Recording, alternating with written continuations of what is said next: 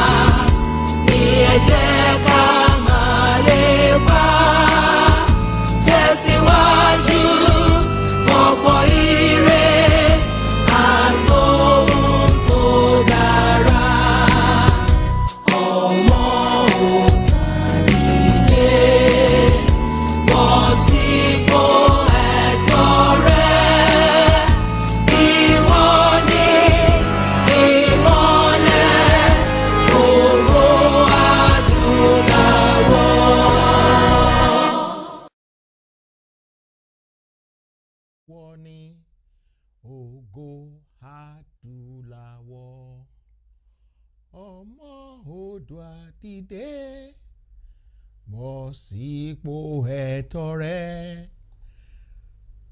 ká gbéga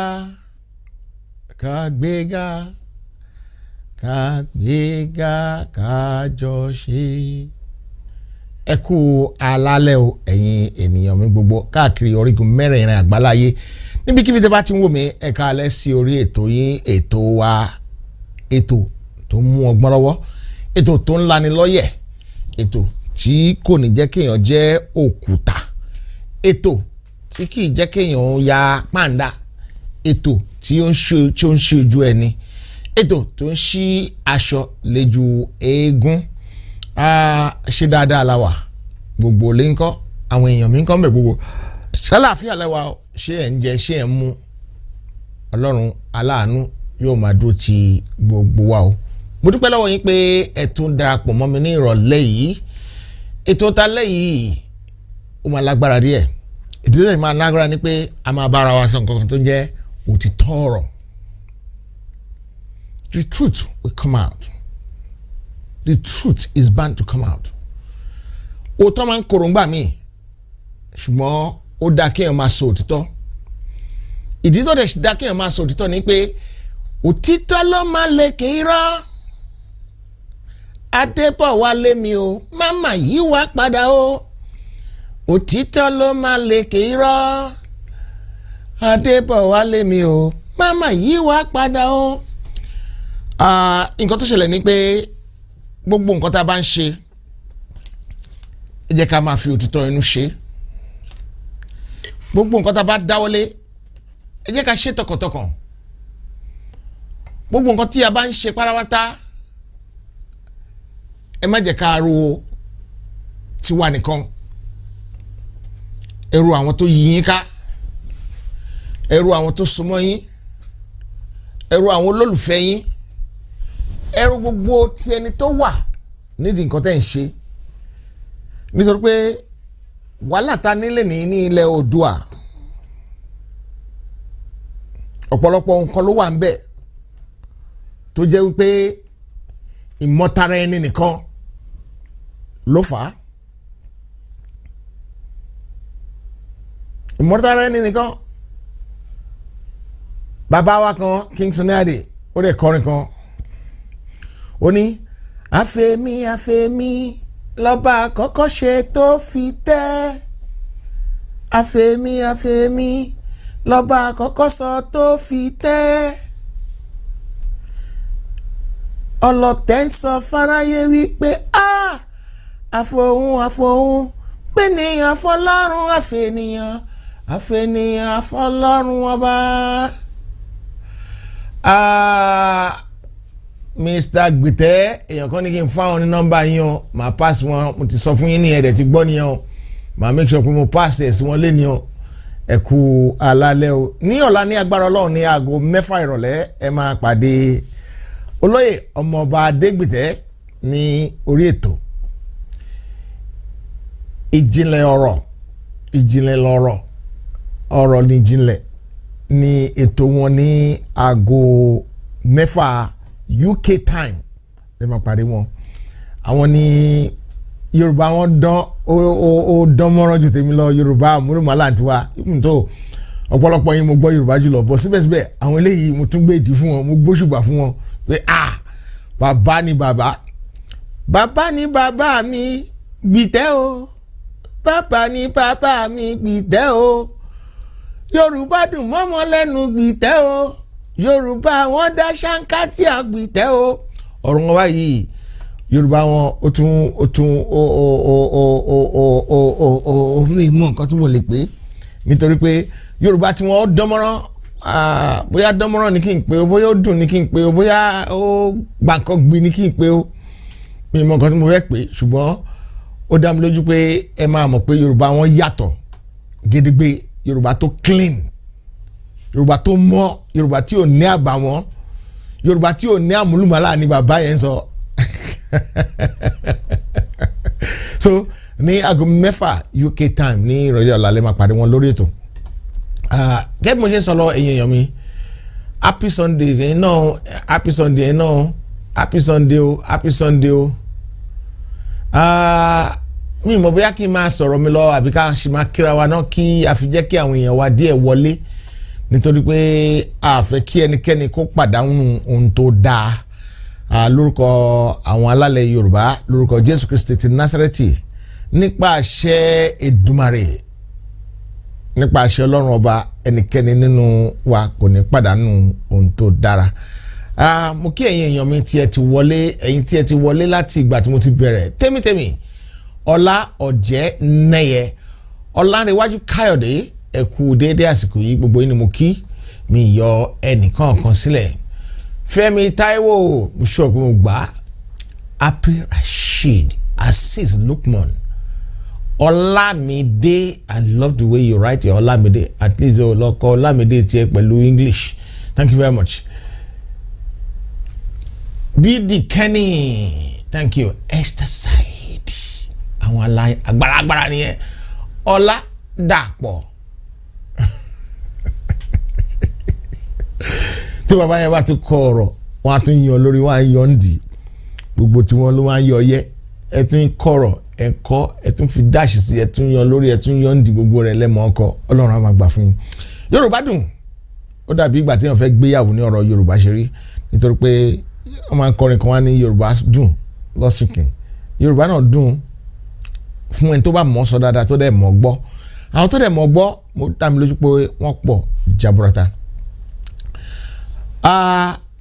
Mi ò mọ̀ bóyá kí n sọ di kájọ máa takùrọ̀sọ ni àbí kí n máa ṣàlàyé fún yín lọ àbí báwo ni ká máa ṣe ó kù èèyàn 11 péré kí n tó tú kẹ̀kẹ́ ọ̀rọ̀ kí ọkọ̀ wa tó sílẹ̀ ní ó kù èèyàn 11 péré tí ó máa wọlé téèyàn 11 bá ti wọlé ó kù 10 nísìn téèyàn 10 bá ti wọlé sí ọkọ̀ wọn ó ṣí a ó sì máa lọ ètò ti bẹ̀rẹ̀ wọ́n ká àwọn èèyàn tó wọlé tán ẹni tó bá fẹ́ omi ẹni tó bá fẹ́ kọfí ẹni tó bá fẹ́ tíì ẹ má gbé fizzy drink o ṣùgbọ́n ẹ lè mú ẹmu ẹni tó bá fẹ́ òwúrọ̀ abẹ́mu ẹ gbé sọ́dọ̀ ẹ jẹ́ kí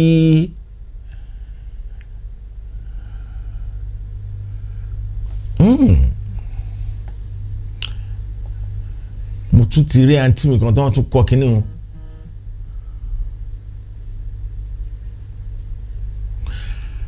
àwọn náà tún kọ́ lórí ni wọ́n ti ra àwo lólòdì lóde ewúrẹ́ lólòdì lóde àgùntàn lólòdì lóde àwa la mú gbòòrò dùn ìjọyà ọ̀yá o. ó dá mi lójú pé ẹ ti mọ ẹni tó kọrin nítorí pé orin tó pàtàkì ni. 43 okùn méje péré ohun tá a fẹ́ sọ̀rọ̀ lé lórí lẹ́ni ni pé báwo ni a ṣe kóra wa sí yọ́ọ́yọ́ báwo la ṣe débi tá a dé yìí báwo ló ṣe dàrú tó yìí nítorí pé tí a bá kẹ́kọ̀ọ́ lórí bó ṣe dàrú tó yìí yóò di wàhálà yóò di jọ̀gbọ̀n yóò di rọ̀ǹtò lọ́jọ́ ọ̀la ó ní mo fẹ́ ká kẹ́kọ̀ọ́ lórí rẹ̀ wow ọmọ Bọ́lá dára mọ́lá ọjẹ́ mi ní fìlà kan irú eléyìí ọjẹ́ mi ní fìlà kan fi aago rẹ ránṣẹ́ sí ń fi fìlà ránṣẹ́ sí ọ ọ̀sán ò gbígbé o Àyìnlá Ọmọwúrà eégún Magají bàbá tí ò lọ́gà ṣùgbọ́n síbẹ̀síbẹ̀ náà ibi tí wàhálà Yorùbá tó ti bẹ̀rẹ̀ náà nù ikú tó pa Ọmọwúrà kì í ṣe kú Ọlọ́run àfọ́fà ni nǹkan tó irú wàhálà tó dẹ̀ ń ṣẹlẹ̀ nílẹ̀ Yorùbá náà ló pa Ọmọwúrà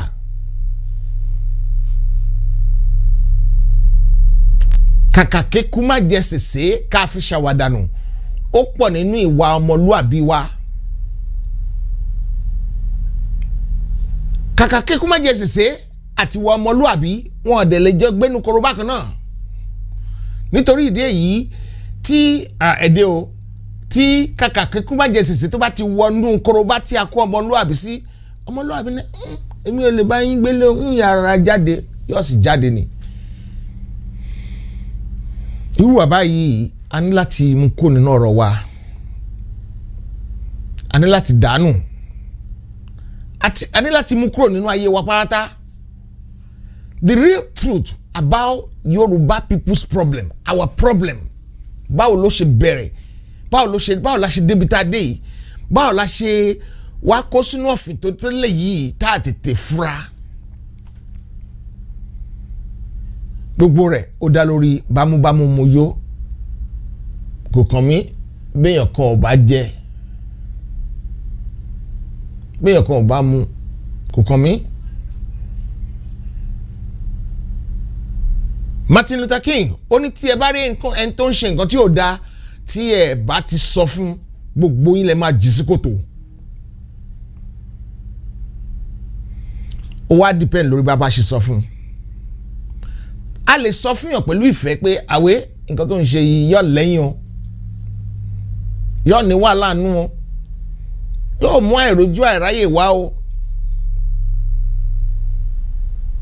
tàbí ká máa ti ẹnu bọlẹ̀ káàkiri.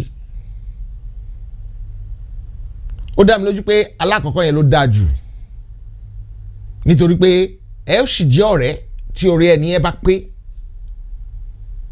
Àwọn bàbá náà ló kọrin wọ́n ní ìṣẹ̀mí ń bí ẹ́ lògùn ọ̀rẹ́. Wọ́n dẹ̀ máa ń sọ ní church pé if I'm driving you wrongly tí ẹ bá sọ fún mi máa wá yín lọ́rùn àpáàdé o. Nǹkan tí mò ń sọ fún yín nínú ṣọ́ọ̀ṣì yìí tí ò bá ti tọ̀nà tẹ̀ni leave the judgment of the master to the servant of the servant to the master ìmìkíní tí ẹ bá correct mi tí n bá ṣe nǹkan tí ò dá máa wá gbogbo ẹ̀yin ara ṣọ́ọ̀ṣì yìí máa wá yín lọ́rùn àpáàdé. Mo sọ pé àwọn tó mọ̀ mí ní church wọ́n á testify sí.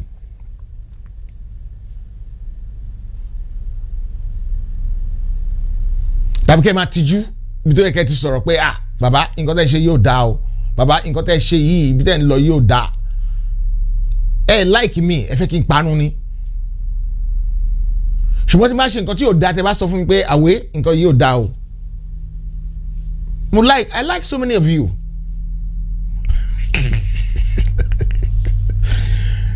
Bad driver to the people in Nigeria, but I will be a good driver to the people in location in Oduduwa land because I want to one location now I want feel thorough. Maybe that is why you call me a bad driver. Otoni, Timba ti sọ fún yín pé leave the judgment of the servant to the master. Ọ̀run àpáàdì straight mo ń kó yín lọ́wọ́. But tí n bá sọ fún yín pé tí n bá ṣe nǹkan tí ò da ẹjọ́ ẹ tètè pa àkíyèsí mi sí o. Ẹ mọ̀ pé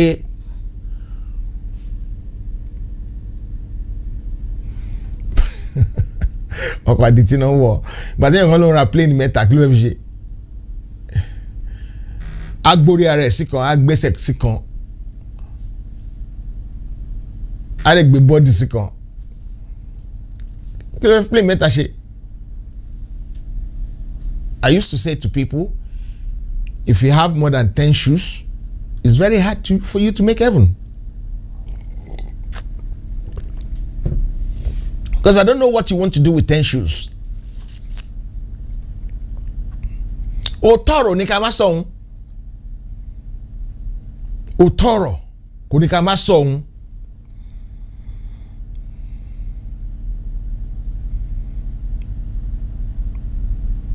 Òtọ́rọ̀ sẹ́ kò ní ká má sọ̀hún.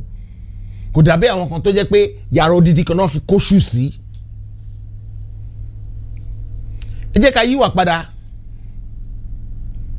If you're building 10, 20 houses, what are you going to do with them? Ṣé o máa sùn yàrá méjì ni? You are not defined with what you have, with the amount of wealth you have. You are defined by the amount of wealth you can transfer. Amount of knowledge you can transfer. Amount of good impact you can make in people's life. Tẹ́bá wo Babangida lé ní ilé ẹ̀ tó wà mìíràn yẹn yàrá tó wà mbẹ̀ ṣé ó fẹ́ sùn méjì mbẹ̀ ni ilé tó máa di liability tó bá kú. Long time ago Bobby Benson ó ní ilé kan lẹ́kọ̀ọ́ bọ́lẹ̀ ní liability nílé yẹn gbàtọ́ yá àwọn ewúrẹ́ ló sùn bẹ̀ àwọn bandits.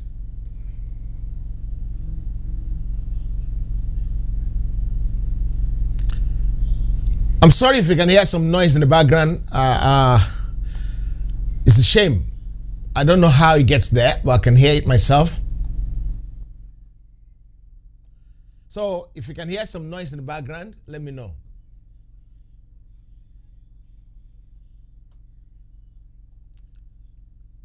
I'm going to play some music.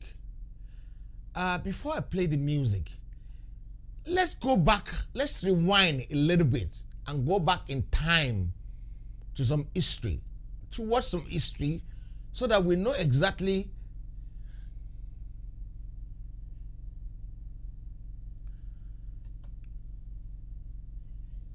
okay, Wale Walata, I will call you.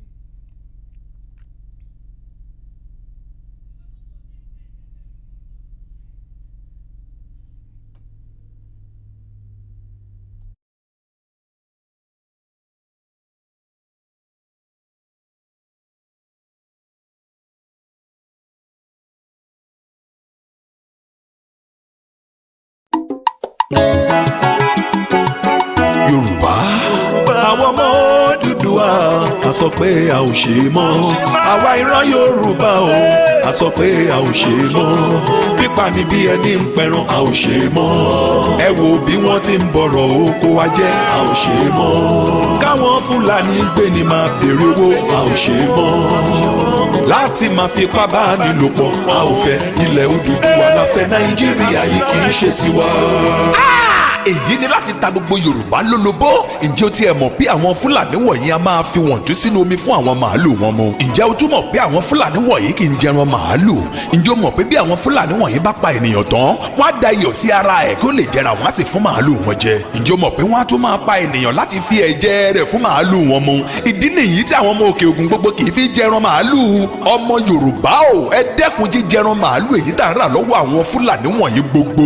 Ǹjẹ́ o tiẹ̀ mọ̀ pé àwọn Fúlàní wọ̀nyí a máa bá àwọn ẹran wọ̀nyí lò pọ̀ gẹ́gẹ́ bí ìbáṣepọ̀ akọ sí abo àti pé pàápàá okòwò tí wọ́n là ń gbé lárugẹ nígbà tí wọ́n sì ń ba ọrọ̀ ajé tiwa jẹ́. Ẹ wo bí wọ́n ti ń fi ẹran jẹ gbogbo oko wa nígbà tí wọ́n sì ń ba gbogbo wọn ọ̀gbìn wa jẹ́. Bẹ́ẹ̀ ni wọn ò dẹ́kun àti máa pa gbogbo àwọn ọmọ ìyá wa gbogbo. Ọmọ Odùduwà ẹ jẹ́ á ṣera wa lọ́kàn, ẹ jẹ́ á padà kúrò níbi òwò tí kò lérè. Ẹ fi màálù sílẹ̀ fún Fúlàní, ìkà ni wọ́n ò nífẹ̀ẹ́ wa dọ́kàn. Ẹ̀yin ọmọ Odùduwà èyíkéyìí nínú olóbó tá a bá ta wá lákòókò yìí, ẹ jẹ́ ká fi inú àti ìmọ̀ wa ṣe ọ̀kan ká lè bọ́ lọ́wọ́ àwọn agbénipa tí wọ́n ń pa ọmọ ìyá wa gbogbo bí ẹni ń pẹran. ẹ wo bí wọ́n ti ń fipá bá àwọn ìyá wa àti àwọn ẹ̀gbọ́n wa lò pọ̀ ní ọ̀nà oko wọ́n sì ń fi ọ̀bẹ dú àwọn ọmọ Yorùbá bí ẹni tó ń dú ẹran. Yorùbá ẹ̀yin ọmọ Odùduwà ẹ jẹ́ ká pohùn pọ̀ àìrìnpọ̀ ọmọ ejò níjọ́ méjò níyà. a ò fẹ́ ilẹ̀ Odùduwà la fẹ́ Nàìjíríà yìí kì í ṣe sí wa.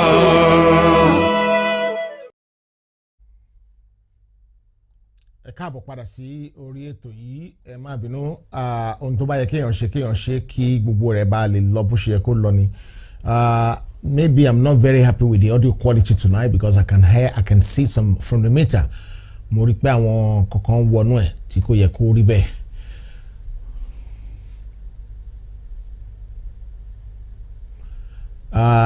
Tawa Kilani Lukman, thank you very much.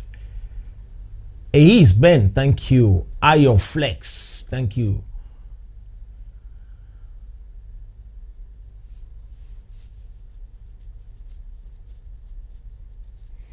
Oh, sister me, it wasn't your fault. Mori nǹkan tẹ́ send to me. It wasn't your fault. It was my fault at this end. So, èmi náà láti restart system. Kí n tún bẹ̀rẹ̀ padà ní. Ẹ ṣé, mo dúpẹ́. Mo rí gbogbo nǹkan tẹ́ fẹ́ránṣẹ́ sí mi. Mo dẹ̀ rí pé ti sanwó t-shirt náà. Ẹ ṣé. Ajé a máa wọgbá. Ẹ ò sì ní ṣubú dànù ní agbára ọba Elédùà. Bí mo ṣe ń sọ lọ, ọ̀pọ̀lọpọ̀ nǹkan la gbọ́dọ̀ tún ṣe nínú ayé wa. Ó sì ń ṣẹlẹ̀. Mo wà nínú àjọ kan lénìí. Àjọ tí mo dẹ̀ wà nínú ẹ̀ ìpàdé. A yanjú ọ̀pọ̀lọpọ̀ ohun. Lára àwọn tá a yanjú ni pé àwọn èèyàn wa tó wà lókè ọya a ṣètò ìdáàbòbò fún wọn. Nítorí pé ọ̀pọ̀lọpọ̀ nínú wọn ló pè mí pé we've been here for 30 years, 40 years, 50 years, 60 years. Ìkànnì wọn sọ fún mi pé okay, maybe you've been here in England for 5 years,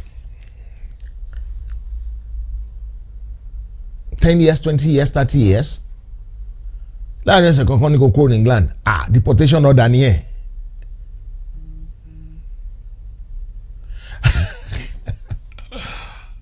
Cindy White, Cindy Double White.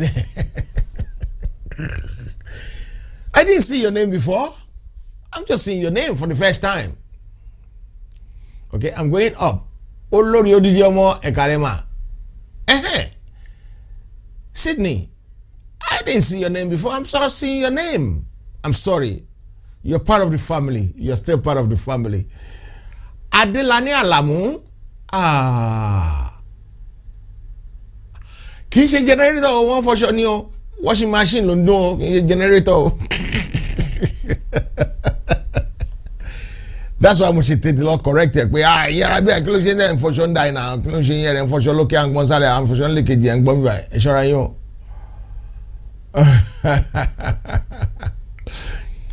The thing was a little bit dodgy today because wọ́n ṣàfihàn fàjọgbọ̀n lálẹ́ ní ṣùgbọ́n ọpẹ́lọpẹ́ Ọlọ́run ọba ọpẹ́lọpẹ́ àwọn alálẹ̀ ọpẹ́lọpẹ́ Elédùà mi ní Erédùà o mo ní Elédùà which is Elédùmarè òun ló jẹ́ kó rí bẹ́ẹ̀ ló jẹ́ ká borí ní gbogbo ọ̀nà pàrátá gbogbo nǹkan tá a bá dáwọ́lé a máa borí ni a ò ní ṣàṣetì. So nínú security meeting yẹn pé what do we need to do for these people, what do we need to do, how do we need to go about it, and we did what we need to do so that there's not going to be any problem with our people in the north. I have a rethink, a change of heart, because I used to say in the world okay kume mamole.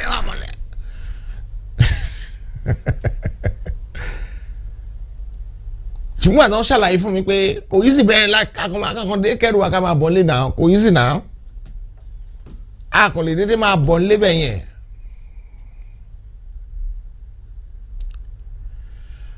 TJ is doing a lot in the background, a lot. I had a word with him on Friday for about 2 hours, and we did some few strategic thinking. We did a lot of strategic thinking in the background. So don't worry, it's still there. He's working hard. He's working his bollocks out. So that one is out of the way. How did we get here? I don't know if many of you know about the Okuta panel that was set up some time ago to investigate some few things. I don't know who and who knows about it. I'm not trying to guess your age, Joe. I'm just trying to find out whether you know about it or you don't know about it. And there's a message today that someone said, that thing that Alaki said was not being said by Alaki, it wasn't true. But I don't think video lie. I don't think video lies. I don't think so.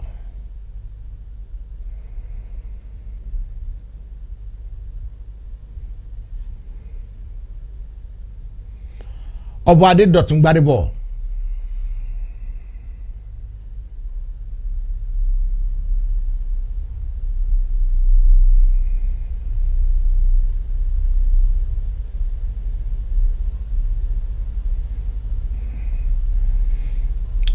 Wọ́n ní àwọn sọ pé tí Nàìjíríà bá dàrú, black race has been a failed race. Ṣùgbọ́n fídíò kì í parọ́ náà.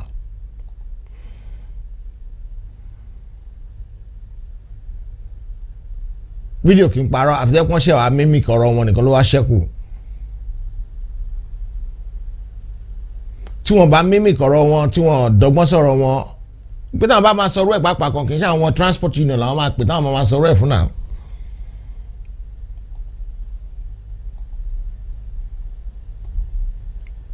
But síbẹ̀síbẹ̀ video no dey lie. Video no dey lie. Video no dey lie.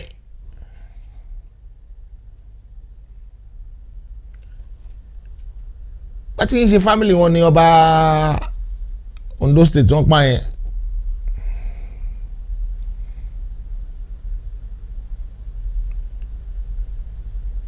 Ẹ̀gbádò náà dẹ̀ ti ń lé wọn àwọn èèyàn kúrò kì í ṣe Yewa náà ti ń lé àwọn èèyàn kúrò kì í ṣe Ẹ̀gbádò ẹ̀yẹ olódi Yewa nísìn. Kálẹ̀gbà náà ti ń lé àwọn èèyàn lọ sí Republic of Benin ni. Ṣé wọ́n lọ kọ́ àwọn èèyàn lábẹ́òkúta ṣé kò ti fail ni? Àbí? Ìlú tó yẹ pé wọ́n á mú protester, wọ́n á bá ṣeré, wọ́n á mú bandit, wọ́n á máa jọ wọ government house káàkiri tó gbébọn dání. Ẹni tí ò gbébọn dání wọ́n á fi sí prison. Ẹni tó gbébọn àti weapon machineries àti gbogbo ẹ̀. Ẹ wo nǹkan tó ṣẹlẹ̀ ní Lekki. Ẹ wo àwọn mọ́tò tó ń wọlé ní north yẹn, ẹ wo àwọn bandit tó ń wọlé ní north yẹn. Look at the history. Look at the story of Wakili or Wakilu or Wakijanja. Waki stupid.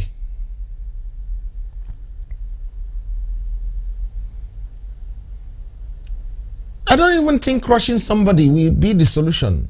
They need to have a rethink of heart. Okay, I believe you that it may be doctored, yeah, but we need to I need to probably go back and have a look at it properly. Because I don't see any reason why anybody should do that.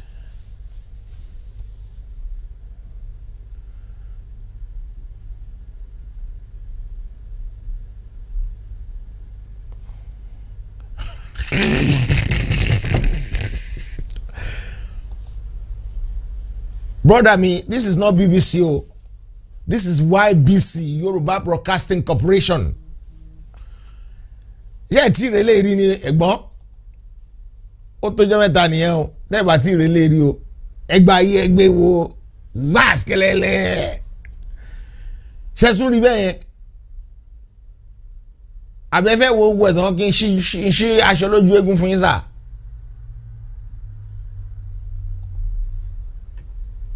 Ẹ fẹ́ kí n ṣíṣọ lójú eégún fún yín. Tẹ́ bá fẹ́ ń ṣíṣọ màá ṣíṣọ o. Tẹ́ bá fẹ́ ń túṣu màá túṣu o. Kò sí nǹkan tẹ́ fẹ́ kí n ṣe tí mi ò ní ṣe o. Torí ẹ̀yin lẹ ní kí n ṣe bẹ́ẹ̀ o, ẹ̀yin lẹ pàṣẹ fún mi o. Tẹ́ bá dẹ̀ pàṣẹ fún mi lè ṣe kí n má follow àṣẹ yín o. Nítorí pé ẹ̀yin lọ̀gá mi o. ẹ ṣáà mọ̀ náà ẹni bá rán ní iṣẹ́ láà bẹ̀rù àkínbẹ̀rù ní ta máa jẹ fúnjọ. àbọ̀nṣe máa ń sọkọ́ yẹn ni ẹni bá rán ní iṣẹ́ láà bẹ̀rù àkínbẹ̀rù ní ta máa jẹ fún bọ̀tán bá ní kí n lọ gbá Anthony Joshua létí mo ṣe pé mi ò ní lọ nítorí pé mi fẹ́ kí Anthony Joshua kọ́ mi légungun kọ́sí bá lọ jíṣẹ́ yín rẹ̀ Anthony Joshua kọ́ mi légungun ni náà mi lè fẹ́ kí Anthony Joshua kọ́ mi légungun ẹ̀ ṣáà mọ̀ ṣe mo láti bẹ̀rù díẹ̀. ẹ tí ì rí tán ẹ tí ì rí nkankan ẹ̀gbọ́n ẹ tí ì rí nkankan mo sì máa fi hàn yín mo kàn máa fi hàn yín díẹ̀ ni because má lọ fi hàn yín tán lẹ́ẹ̀kan ṣoṣo ẹ lè lọ bínú ẹ ṣáà mọ̀ nǹkan tí mo ṣe gbọ́dọ̀ máa fi hàn yín díẹ̀ nìyẹn mi fẹ́ kọjá mi fẹ́ má sọ̀rọ̀ ibi tí mo ń lọ lé ní ó important gan-an àdègbọ́dọ̀ sọ. ṣóyè agbọ́dọ̀ sọ̀rọ̀ débi tí mo ń lọ lé ní gangan nítorí pé ibi tí mo lọ wà very very important so ẹ máa bí pẹ̀lú mi because all work no play make Jack a dull boy ni mi dẹ̀ fẹ́ di dull boy ẹ ṣáà mọ̀ I don't want to become a dull boy o. So bí mo ṣe ń sọ lọ ẹ̀yin èèyàn mi nílé àti lóko.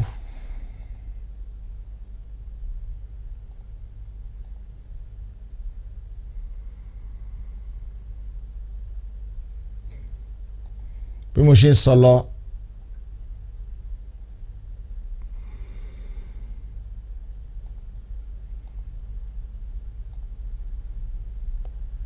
nǹkan tí mo sọ ó wà important o nǹkan tá à ń sọ nípa ilé ni ó wà very very important gan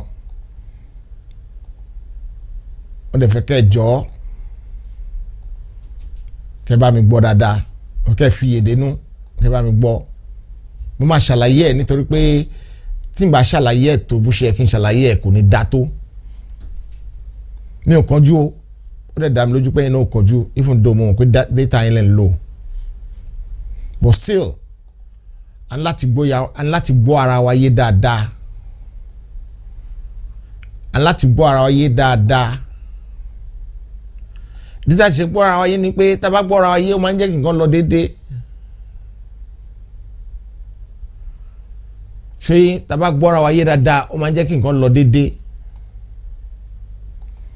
that is why aláṣẹ gbọ́dọ̀ gbọ́ra wa yé ọlọ́run á dẹ̀ jẹ́ kí ohun kan tí ò ní jẹ́ ká gbọ́ra wa yé ọlọ́run jẹ́ ká rí mọ́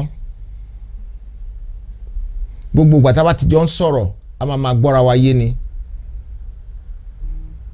ṣé ní agbára ọlọ́run ọba gbogbo ìgbà tá a bá ti jọ ń sọ̀rọ̀ a máa gbọ́ra wa yé ni gbogbo agbára tó ní ká má gbọ́ra ayé ọlọ́run abá bá wí nínú ayé wa pátá tóró ó important pé ká gbọ́ra ayé wà very very important kò tábà gbọ́ra ayé kò síbi tá à ń lọ ẹ̀ má tanra yín jẹ o àkàntara wa jẹ ni o tábà gbọ́ra ayé.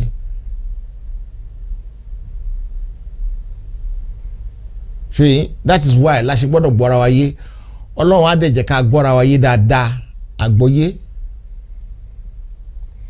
gbogbo bàtà bá ń bára wa sọ̀rọ̀ a máa gbọ́ra wa yé ni nítorí ìdí èyí ibi tí mò ń lọ gangan ẹ jẹ́ kí n padà síbẹ̀ ká má yá àbàrà jù bó kàn tẹ́ jẹ́ pé mi tí ì dẹ́gbọ́n mi ló nǹkan tó béèrè lọ́wọ́ mi fẹ́ sọ ni mi fẹ́ fẹnu sọ mo fẹ́ kàn rí fúnra wọn ni nítorí pé tí wọ́n bá rí ló máa dùn mọ́ wọn nú jù òtí bá kàn sọ fún wọn lè máa yé wọn ó lè yẹ mo ń sọ gírámà káwọn máa sọ ànàgó ó dá mi lójú pọ̀ nǹkan tí ẹ̀ gbọ́ ànàgó náà anyway ṣé ó dá mi lójú pé ọ̀dà mi ò gbọ́ ànàgó. Okay, y'all want to see American Wonder. Yeah, that is me there. Can you see it, bro?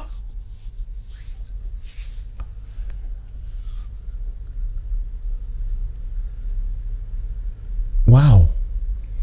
Ọláwùnmí Òjó.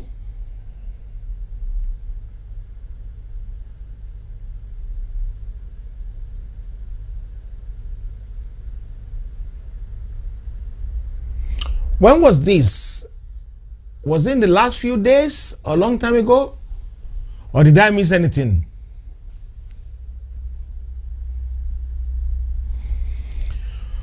Okay, let's go back.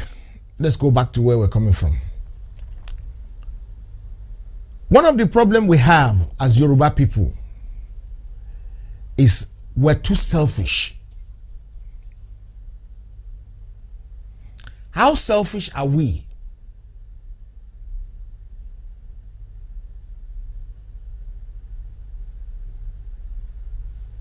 How selfish are we? We're very selfish to the level that ọ̀pọ̀lọpọ̀ nínú wa care nípa anybody else àfi tẹ́yìn bá ṣàti wà okay.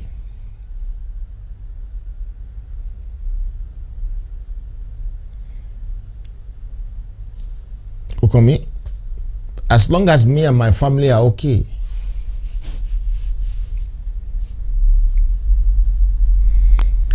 Nígbà tá a wà kékeré, nígbà tí ó sì selfishness. Tí ó bá sí omi ládùúgbò kan. Tí ó bá sí omi ládùúgbò kan nígbà tá a wà kékeré, landlord yẹn ó máa ṣe omi síta lé ẹ̀ so that àwọn ará àdúgbò á lè wá pọn mi. Ṣùgbọ́n láyé ìsìn kò rí bẹ́ẹ̀ mọ́. Selfishness, èmi nìkan, ìmọ̀tara ẹni nìkan náà ń pè é. Tí a bá jáwọ́ nínú ẹ̀ à ń tara wa jẹ ni, kò síbi tá à ń lọ. Èyí tanra yín jẹ mọ́.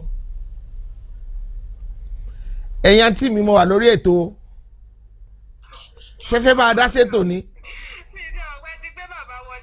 Mo wà lórí ètò, gbogbo ayé ló ń gbọ́ yín o.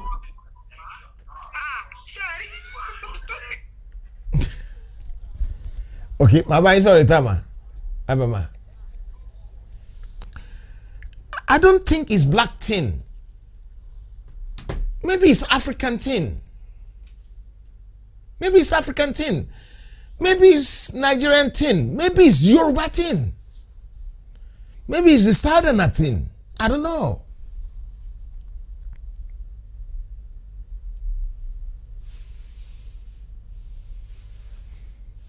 Kẹgbà yàn ṣiṣẹ́ kan bá yín ṣiṣẹ́ kan fẹ́ take over ilé iṣẹ́ yẹn mọ́ yín lọ́wọ́. I know some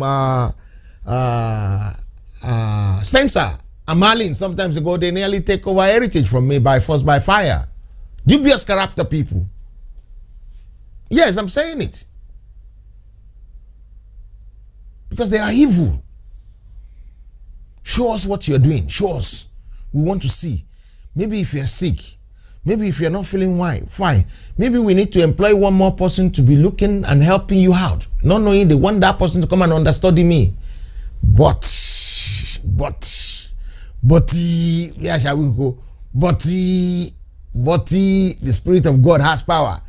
The divine has a purpose in life.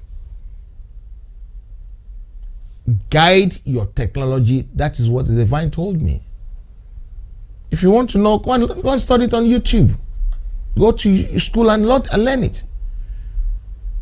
Even if you learn it in school or YouTube, there's always something called best practice that you can only work out yourself. Coca-Cola will not show Pepsi what is in the technology of their product. KFC will not show anybody. McDonald's will not show anybody. So therefore, what nonsense are we talking about? Bonile Odua, the only thing that if you remember when we first started all this agitation, or when I first started, because a lot of people started well before me.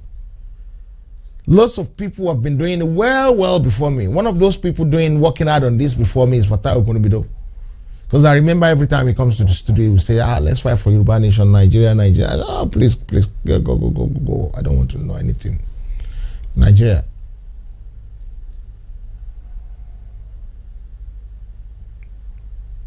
Yeah, you can get the cap. The cap on its own. The cap on its own is £15. And if you look at the stars, they're actually printed in gold, reflective gold. A lot of people know we have this package ongoing now, that one and that one for £35, but you have to pay your postage. So I'm wondering, Adedayo Caroline Ogunleye, thank you for coming. Thank you for joining us.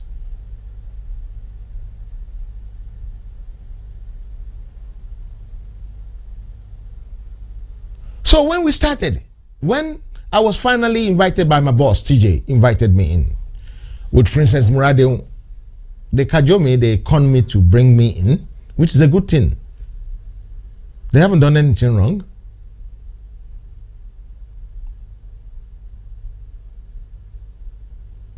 The first thing I did was bring everybody else together, and we were doing all the things together. And it was flying. But I had somebody say, it's better to have your own company than to be working for somebody or working with somebody. And everybody started going apart and doing their own thing. No problem.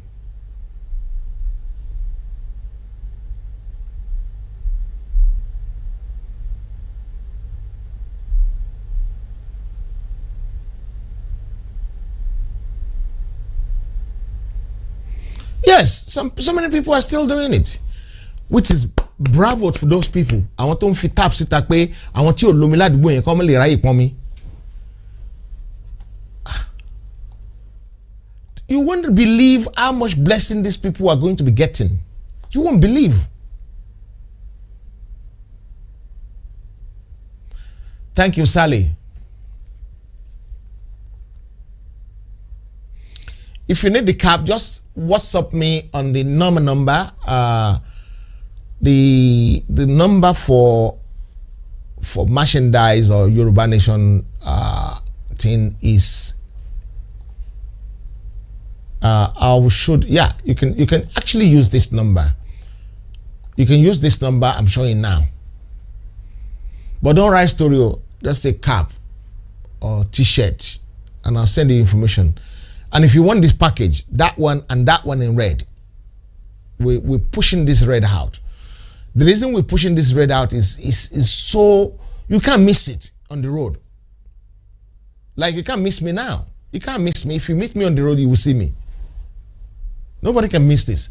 So that we want to pump the awareness out for Yoruba Nation.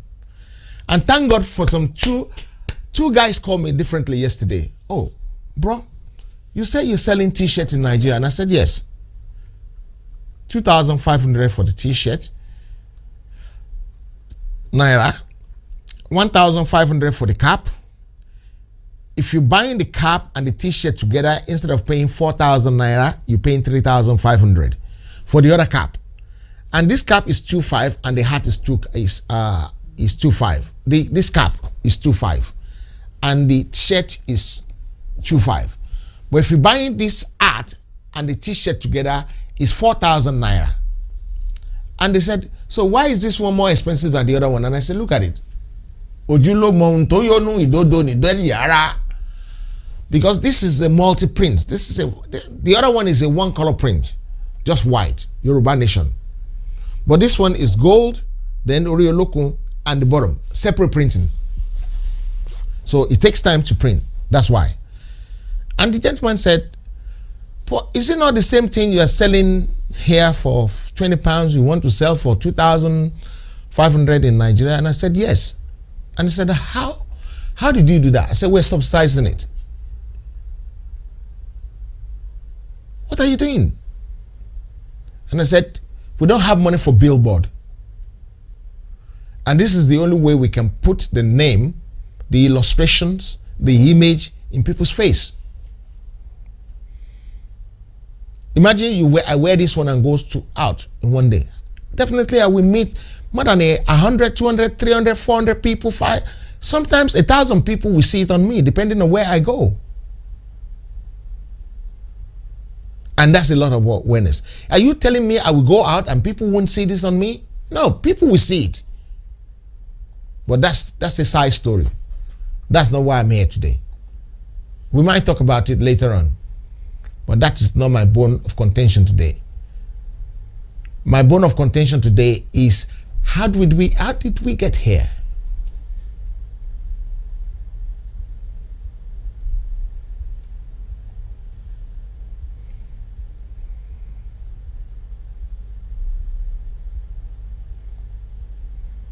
How did we get here?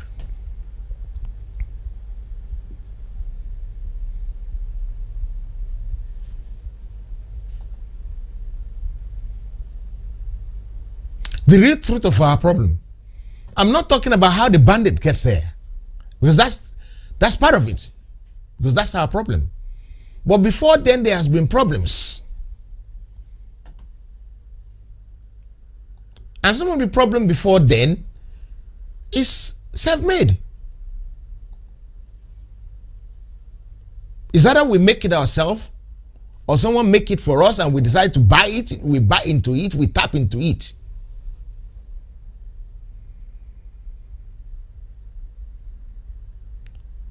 We completely throw the omoluabi in our life, we completely throw them in the bin without looking back.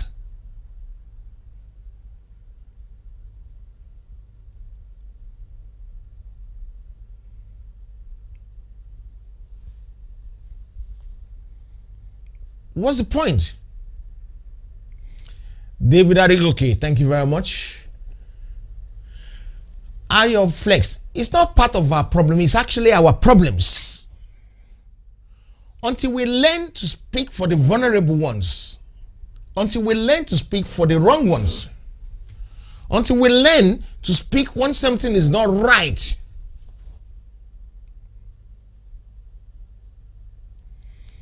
the elites in Lagos now, in Location 9, as long as they have their cars, they have their fares, they have their house, they don't care who sleep outside. They're not standing up for anybody. Until we learn how to stand up for ourselves. Are you sure you haven't got the cap, Mr. Alamu? I thought you have the cap already. But if you haven't, just send me a message.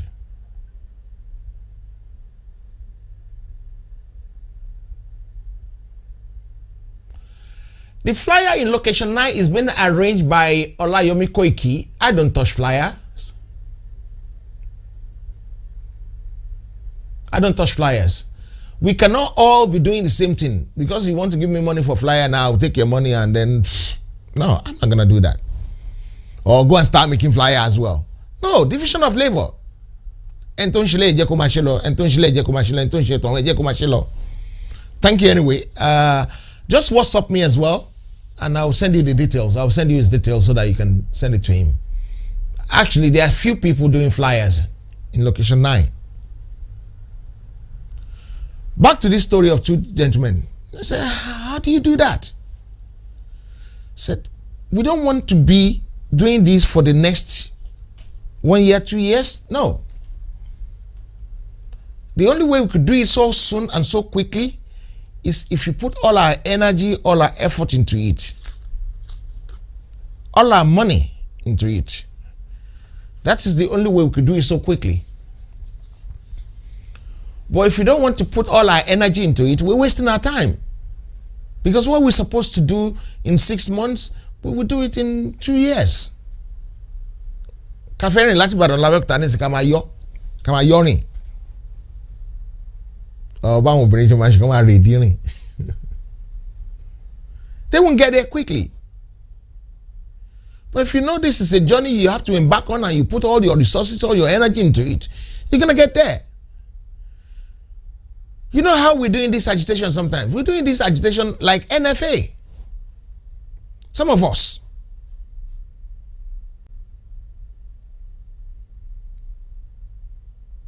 Or they're singing Brian Adams. Get there if you can.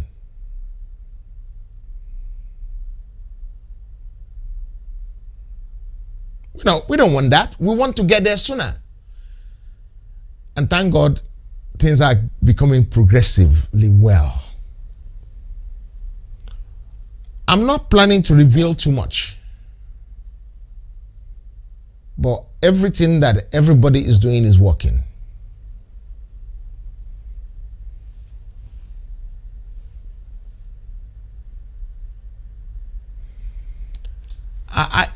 I can't decide that. I can suggest it, but I think some people make something already.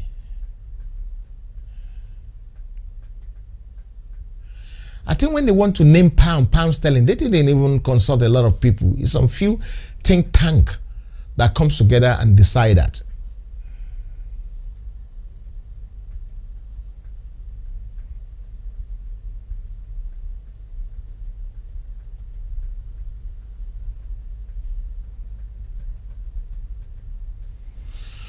So, guys, and this gentleman said, okay, you know what? We are a team of philanthropists and we want to buy a lot of t-shirts, maybe 1,000, and give it out to people in location 9. And I look at the man and I said, that's a good idea. But there's a clause I put for them. I say, the people in Lagos can afford the t-shirt, so you're not gonna give it to them in Lagos. You're gonna give it to them in the rural area.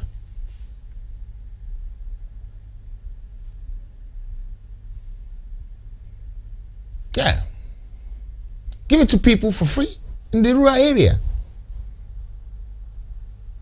Yes, we will monitor it for you, but the people distributing it must be independent from us, so that we don't take your t-shirt and say we've distributed and we haven't distributed. Yes, there will be video, but we will have to commission somebody independently, completely independent from us, to do this distribution. Yes, we can monitor it, we can oversee it, but it won't be us distributing it. So that there will be something called check and balance.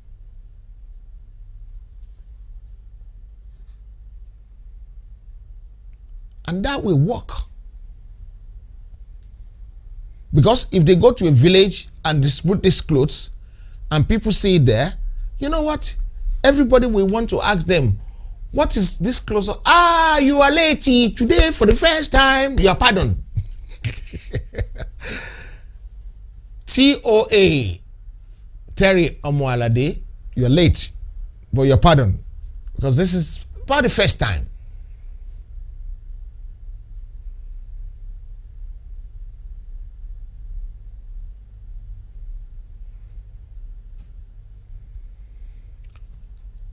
The way things are going, I don't think we need any foreign power to help us anymore.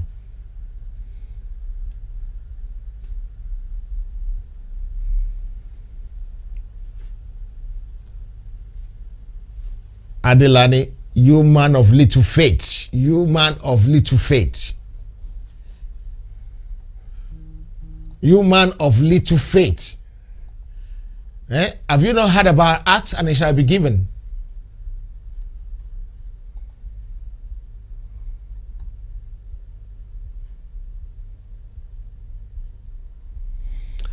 Sometimes ago, I said Dr. Aborode was killed by one of us. Some people were saying Jack. Has it not come out? When Machendise said it, people were saying Jack. Has it not come out?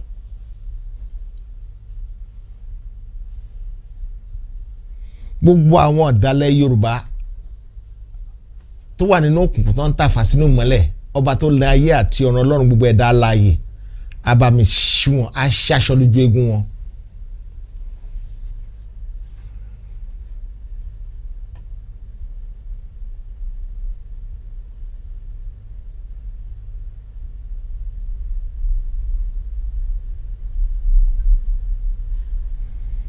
I spoke to Dr. Aborode's wife as well. I've been good conversation with her. And we concluded, we know exactly what happened. And we know people that are trying to get publicity out of his murder as well.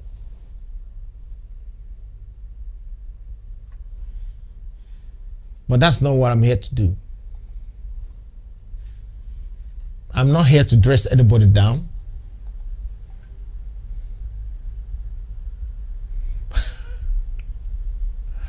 Yes, I was responding to your message. Yes, I was. Yes.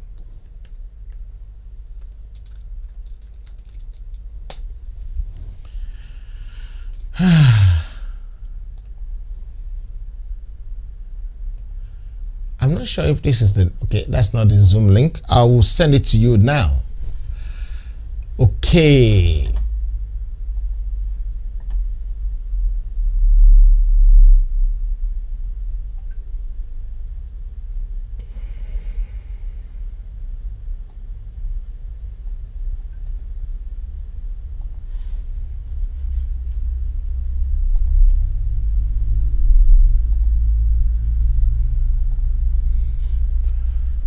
Sorry for that. I can't ignore my people asking me questions. I have to answer them. Because these people, in your lasho to me, that's how I live my life.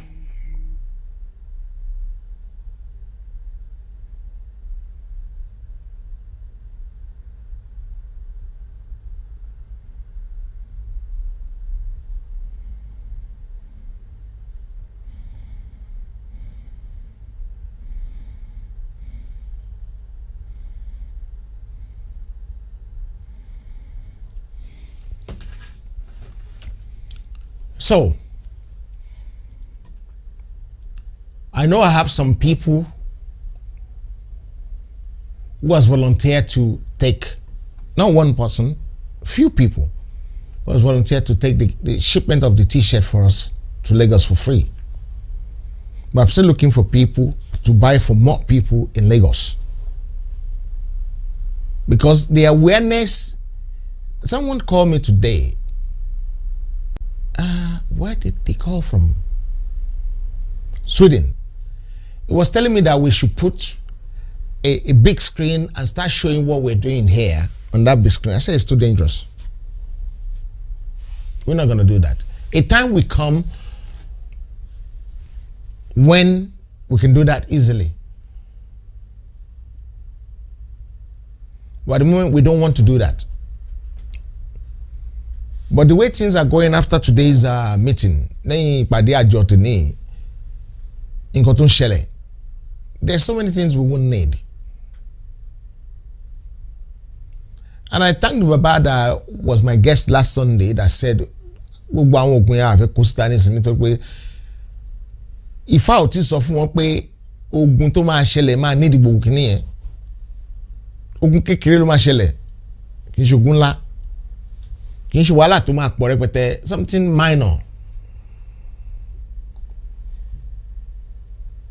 Nothing major.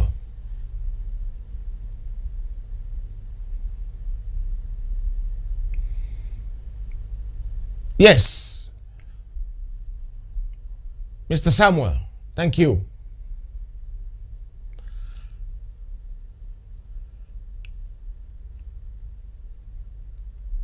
Sydney, Facebook, I don't know what's wrong with Facebook. You see?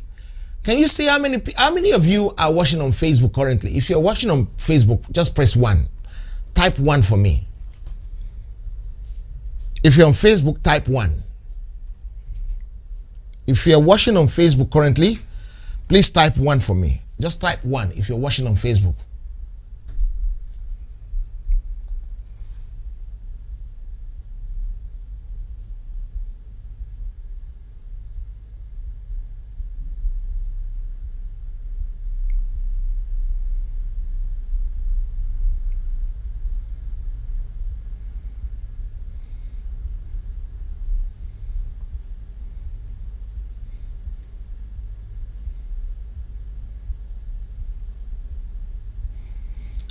No.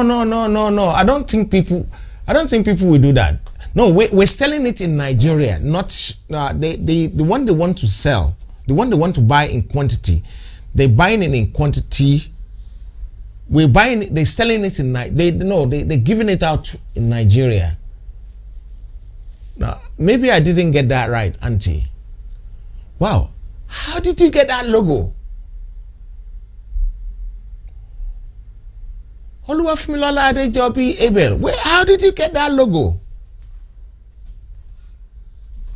Oluwafemilola Adejobi Abel. How did you get that logo? How? Okay, I'm gonna have to call you because I'm puzzled now.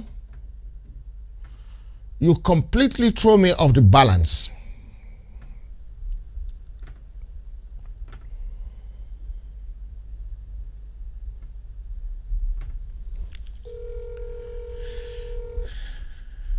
You make me panic.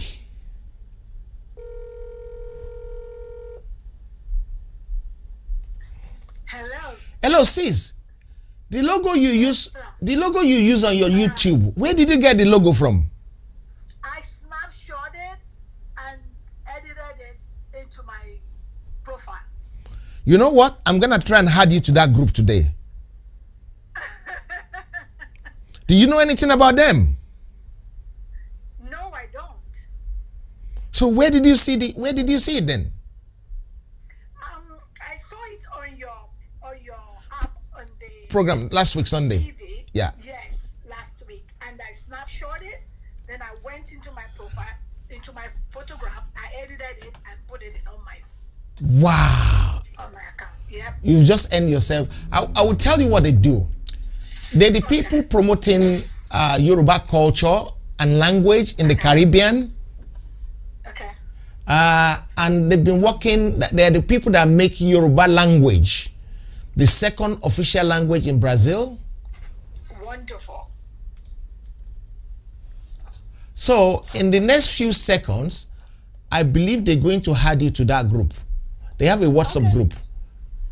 Okay. Yeah. And I can't believe this.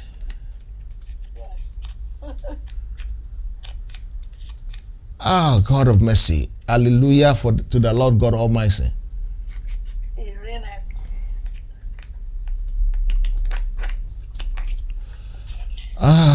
I'm just sending a message, yeah? Okay. You will learn a lot from that groups. Okay. Because they're doing a lot. To join them. Yeah. All right. They're doing a lot. So hopefully it will be there within the next. I think they might be in the temple at the moment. I see. But because they haven't opened the WhatsApp message I send them. When I saw the logo on your profile, I was shocked and say, where did she get this logo from? Again, I'm going to send you the proper one, yeah? The proper logo. Oh, okay. That will make things even better. Okay. Thank you, my sister. God bless you, yeah? I'll speak to you afterwards. Bye-bye. All right. Thank you. Bye-bye. Wow. Fantastic.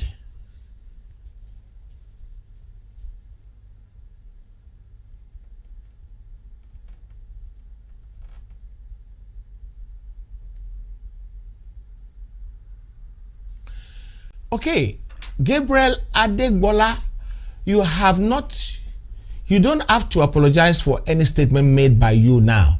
No sinner will go unpunished. I don't understand that. I think I read it the way I want to read it. But the way you write it is, you have not to apologize for any statement made by you now. No sinner will go unpunished. I don't understand. But that's by the way. The most important thing is this. We need to start working together more. We need to start putting heads together more. We need to start pushing it together more so that we can get there quicker. Like I said, I really thank God today. Maybe Sunday is the day that things happen better. And I'll tell you why. Last Sunday I got some few information. Today I got better information even. And I can confirm to you that there is no election in 2023. Hooray!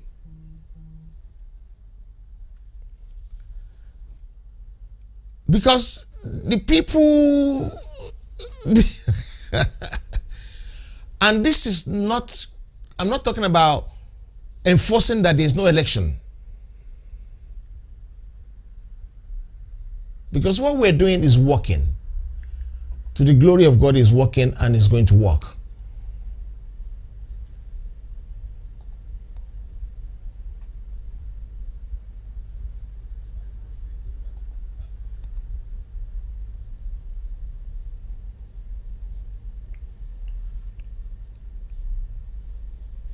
We were in this banditry problem because 2014, Buhari was so desperate to be the president. And he imported all these mercenaries into Nigeria, which I'm sure a lot of you know about this. And some of our people knows about this. Before they start returning our generals. They knew about this. They're supposed to stand up and cry out at that time.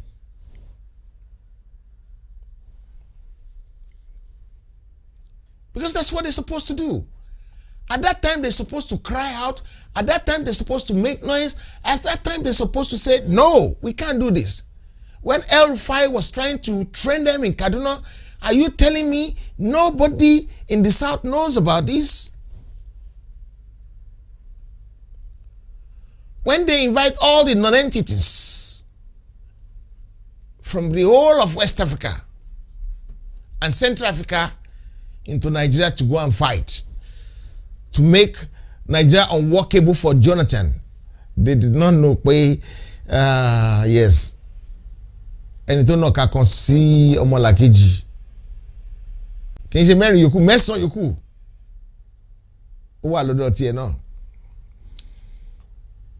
bí mẹ́rin kọ sí báyìí mẹ́ta kọ sí báyìí tẹ́yìn kan lọ síbi kan báyìí right tẹ́lẹ̀ lọ bòmíì bọ́ eléyìí nǹkan ṣé wọ́n ló ná sí eléyìí yẹ ó wà lẹ́lẹ̀ ó nà sẹ́sẹ́ ara ẹ̀ náà ṣì ni.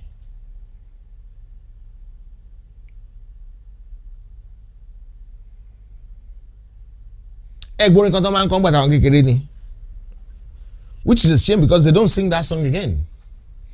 Wọ́n ní ẹ má gbin igi oró o nítorí ẹ̀yìn ọ̀la, ẹ má gbin igi oró o nítorí ọjọ́ ọ̀la. Ẹni tó bá gbin igi oró á jẹ ń bẹ̀, ọmọ á jẹ ń bẹ̀.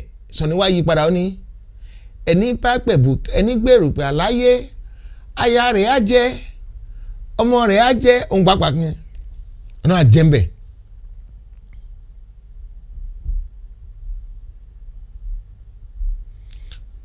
But I'm sure he didn't realize this is what is going to bring him down.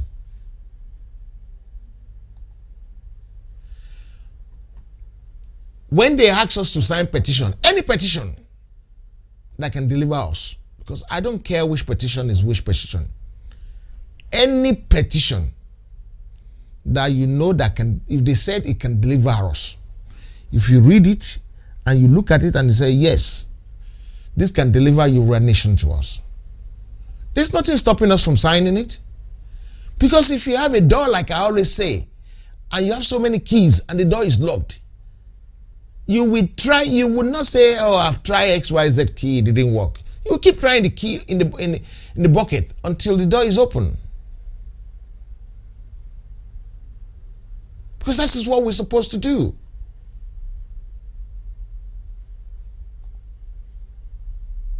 So tonight, what I have in my mind, my intention tonight is to get things done properly, is to get things done more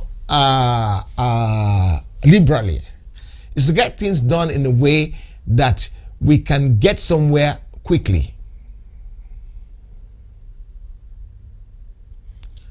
What about our young ones? What about the youth? What about our land? If you don't do enough, how can we know that 20 years, 50 years down the line, 100 years down the line, yes, you will be gone. But what about your children? Maybe our fathers before now failed us. Our long gone fathers, maybe they fail us by not doing everything they need to do. Maybe that is what they did. But can I tell you one thing? Even if they fail us, even if they are bad, do you want a situation in which your children will say you failed them? I don't think you want to do that. And the only thing you need to do to make sure they don't say that is for you to do your best now and leave the rest. Remember when we're young? I think the kind of education we receive when we're young is fantastic. Because if you remember when we were young, they used to teach us one song, do your best and leave the rest. Do your best and leave the rest. Boys and girls, and they put the name of your school.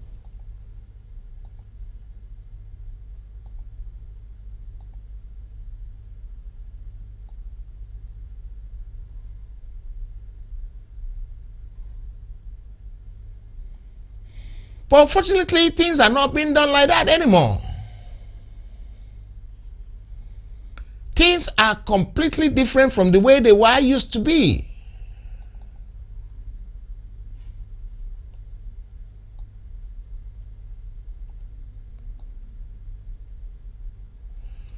Whereas if you do it better, if you do it more well, if you do it more appropriately, maybe we will be having a big laugh by now. If you don't close your eyes to the bad things that people were doing then, maybe we won't go through all this nonsense now. But you know what we want to do is just ignore things, ignore things. Ignore things, ignore things, ignore things. You keep ignoring things until the things become so bad for you, yourself.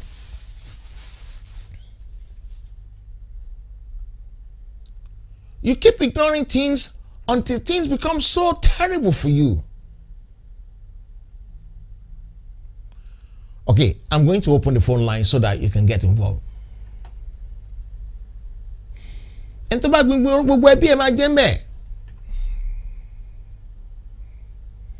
and tó bá gbé ebuka gbogbo ara lé ló máa jẹ.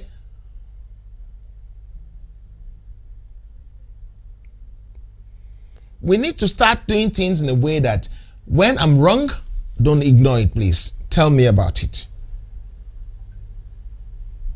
Don't ignore when I do things. I love some of you guys. When I do anything that you think is not right enough, you call me. The way you speak to us that day, yesterday wasn't good though. You are shouting at us. You didn't let us talk. I'll give you reasons. I'll give you excuse. But if you stand up and say, I'm wrong, I'm still wrong.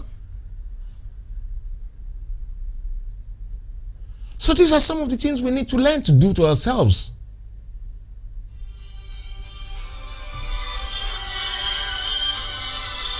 No matter what you do in life, no matter how you live your life, you need to live your life in a way that you will have to consider the other party.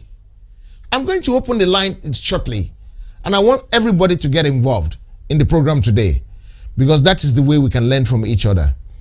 Because I want to learn from you, and I think you want to learn from me. It's supposed to be okay, but that recording was bad, so I'm going to resend it to you.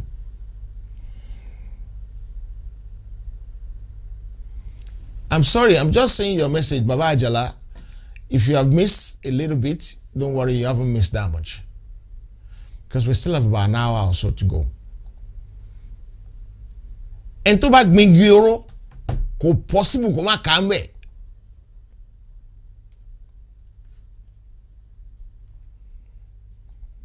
And to back Shiaida, ko possible ko ma jere.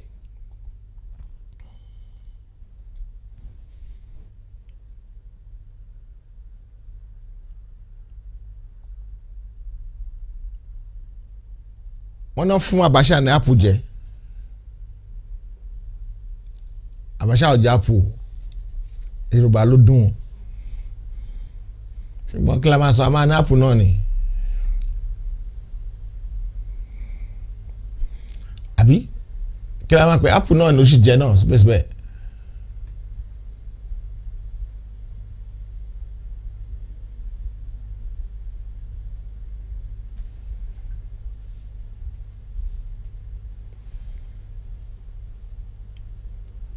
You know what I want to beg you guys for?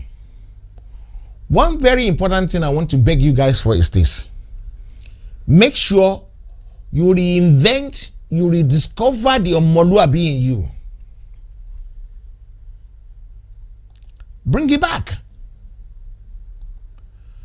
Bring the real Omoluabi in you. Bring it back.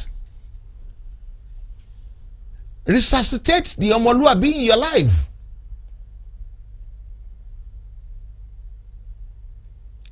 Make sure he's back. Make sure he's working. Make sure the Omoluabi in you becomes more relevant in your life. Because that is the best way you can do things right.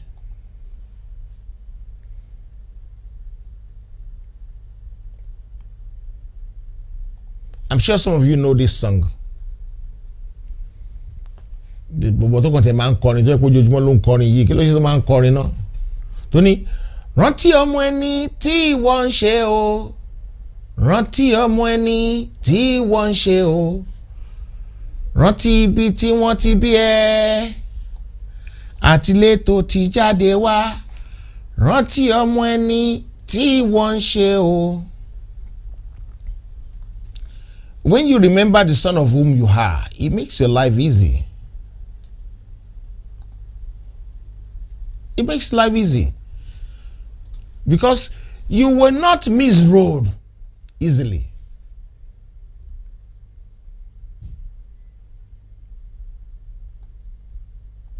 You won't miss road easily. Nígbà tí bá rántí ọmọ ẹni tí wọ́n ń ṣe, and you strive to do good always. The only thing you want to do is to do good.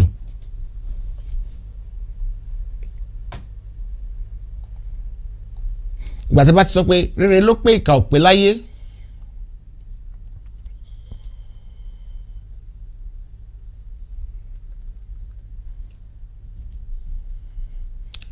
Èèyàn kan sọ fún mi pé what about àwọn àfipéṣólóore? Don't worry about them. Don't do what? Don't worry about them.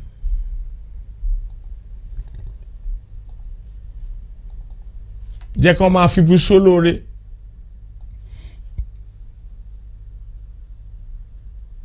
Nǹkan tí mo fẹ́ kẹ́ realize ni pé rere ló pé ìkà ò pé láyé. That is the number there. If you want to get involved, that's the number to call. Please get involved. Let's have a conversation together. Let's talk about how this can change. Wasiu Ayemojuba. Kaudi Fashola, thank you very much. Benga Ogunremi, you get it right.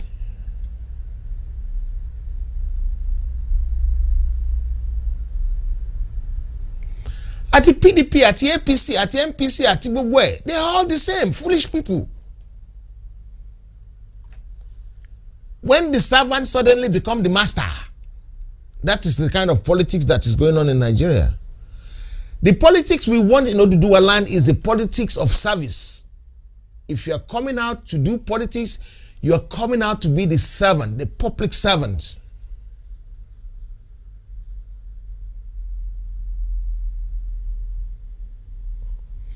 If you remember when Dr. Orlando was sung,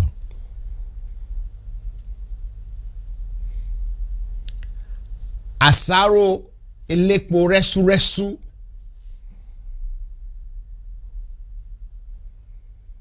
Ó ní ẹ ṣe rere yé o ẹ ṣe rere. Ẹ ṣe rere kó ba lè yẹ gbogbo wa. Ẹ ṣe rere yé o ẹ ṣe rere ẹ ṣe rere kó ba lè yẹ gbogbo wa. Olúgbọ́n ṣe rere nílé ayé, Àrẹ̀sà ṣe rere nílé ayé.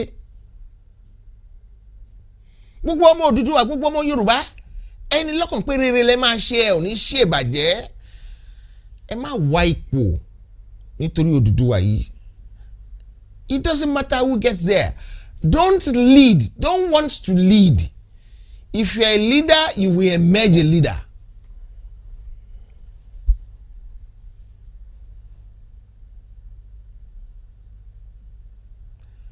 If you're not a leader, if you force yourself to be a leader, you will fail.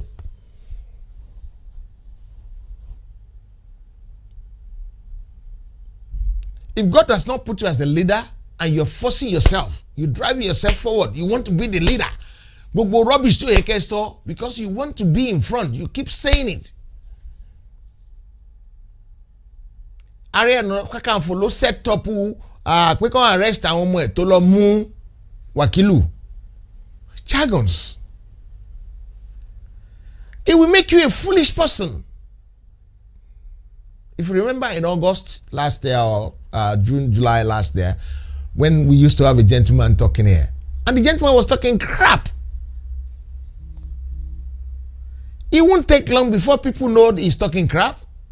By the time I start speaking rubbish today, I give you 2 weeks, 3 weeks, 1 month. You will find out that Mr. Thomas has become non-entity.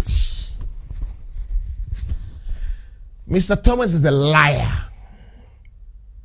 Ó sọ pé Baba Adébánjọ gba cow lọ́wọ́ Tinubu. No matter how much I try to patch it and polish, it will emerge. It will show us. Brata Itiku, it shows. Maybe the ghost of Buratai.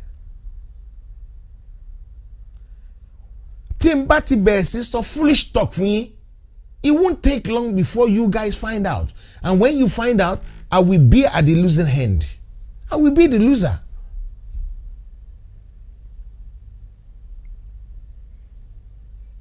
The real truth about our problems. We put our Omoluabi in the bin. All because you want to lead. All because you want to have a mini.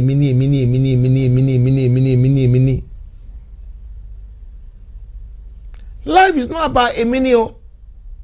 Life is about awa, not a me.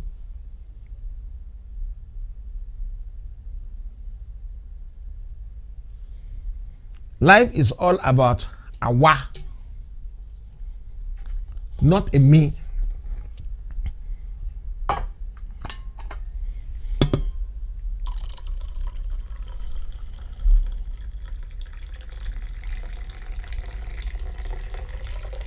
Mo didi gbe sókè ke bá rí nǹkan tó ń jáde ńbẹ̀ ni o.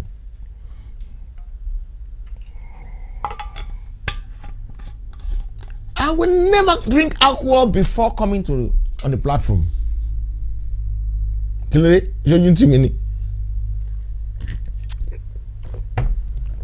Cheers. Cheers. It's all about Yoruba Nation, guys.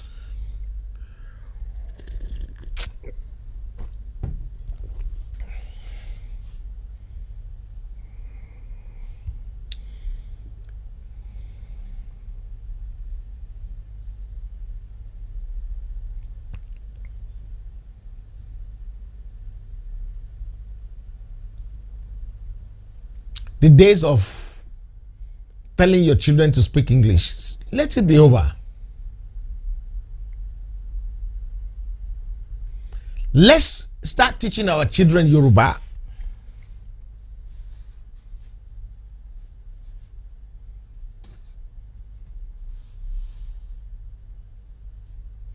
Gbogbo àwọn tó ń ṣọ̀tẹ̀ ilẹ̀ Oòduà. I watched a video some times ago. I can't remember the name of the lady. Lady Oshodi okay, Runke. Before 2015, when she was singing Baba Ni Sai Baba, maybe because this woman, maybe because she's a woman, she repents so soon and come back.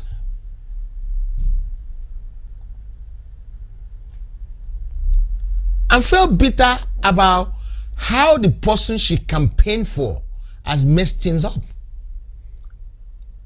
But look at it today.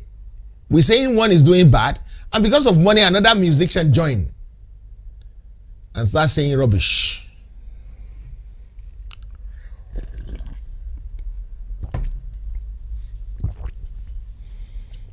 I have a brother, a fatherly figure in England, Gaji of London. Woman, I'm robber ni gbogbo àwọn olórin I'm robber ni wọ́n. Babala I'm robber de ni wọ́n lóòótọ́. There's nothing like conscience. Ìlú òyìnbó tá wà yìí bẹ́ẹ̀ dá nítorí pé àwọn aráàlú yẹn ní conscience. Tó bá rí ajá lásán tó ń suffer, tẹ́ bá wo bó ṣe máa stand up fajá yẹn. You can't let this dog suffer. Kámbọ̀ torí èèyàn. Their policy might be bad because the government want to protect their interests. But the masses are good at. Tí ológbò kan bá já sí kòtò lẹ́ni, tẹ́ bá wo bọ́n ṣe máa lọ mú ológbò yẹn. Bọ́n ṣe máa lọ, ambulance fire brigade ma ba ya ibo náà lọ wọ́n lọ rescue ajá àbólógbò tó já sí kòtò.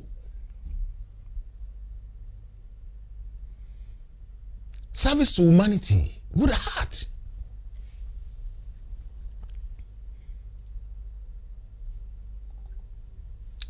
Báwo yẹn wá ìyálà ya wọn kí ló kàn wọ́n. Wọ́n bá já sí gegele.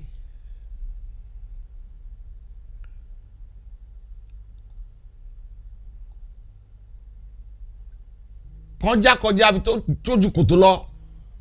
Kí ló kàn wọ́n? They don't give a damn.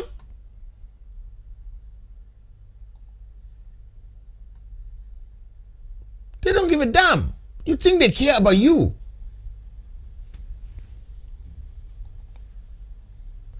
Okay, my sister, your number has been added though. You are now part of that group. You are now part of that group. So I'm happy to tell you, you are now part of that group now, which is a good thing.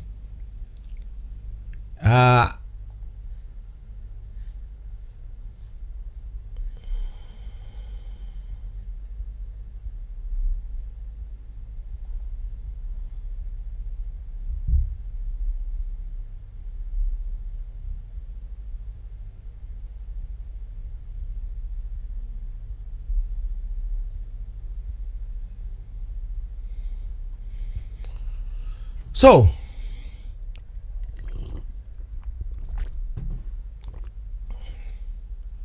the easiest thing to do in everything we do is to think about humanity first.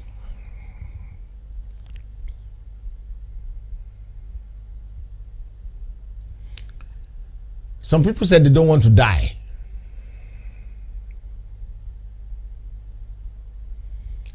Tell me, Tani Oniku, nílé ayé. Tell me, Tani onírọ̀rùn alákejì. It's good to die fighting. It's good to die at the service of humanity. But what's the point in staying alive and everybody around you are dying? What is the point? Gbogbo àwọn tí ò bá ti ṣe dáadáa láyé kò sí nǹkan tí wọ́n lè ṣe wọ́n máa gbà ṣáà ni. Gbogbo àwọn tí ò bá ti ní èrò ọkàn tó dáa, èròǹgbà tó dáa sọ́mọlàkejì ẹ̀ kò sí nǹkan tí wọ́n lè ṣe wọ́n máa gbà ṣáà ni. Gbogbo àwọn tí ọkàn wọn ò bá ti mọ́ dáadáa sọ́mọlàkejì wọn kò sí nǹkan tí wọ́n lè ṣe wọ́n máa gbà. I was watching this video of Baba Adebanjo as they put a panel.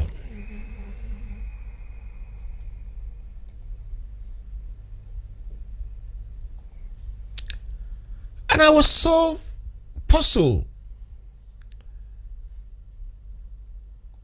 that this man has done a lot for us. Nítorí pé what they have then is different, completely different to what we have now. We have a lot of resources now we can use. Whereas in their days, they don't have all these resources we have.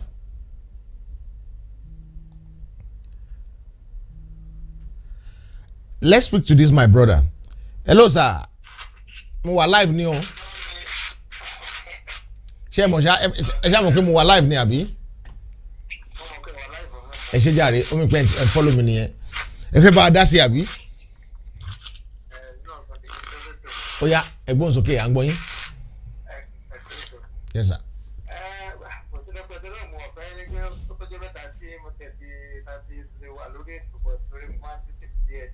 Bẹ́ẹ̀ni sir.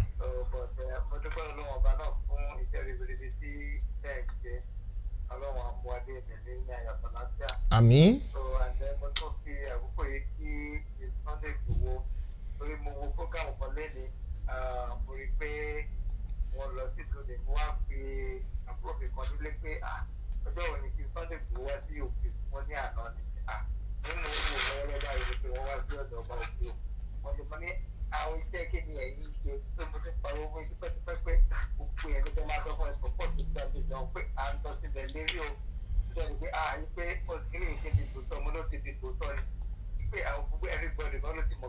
Yoruba nation máa dúró.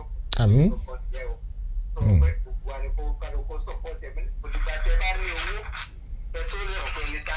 Yes. Yes.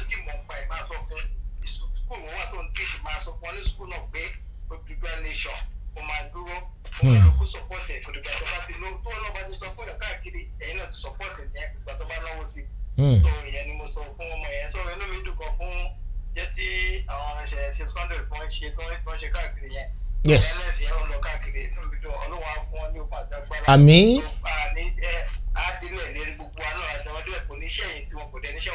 Àmín. Àmín. Àmín.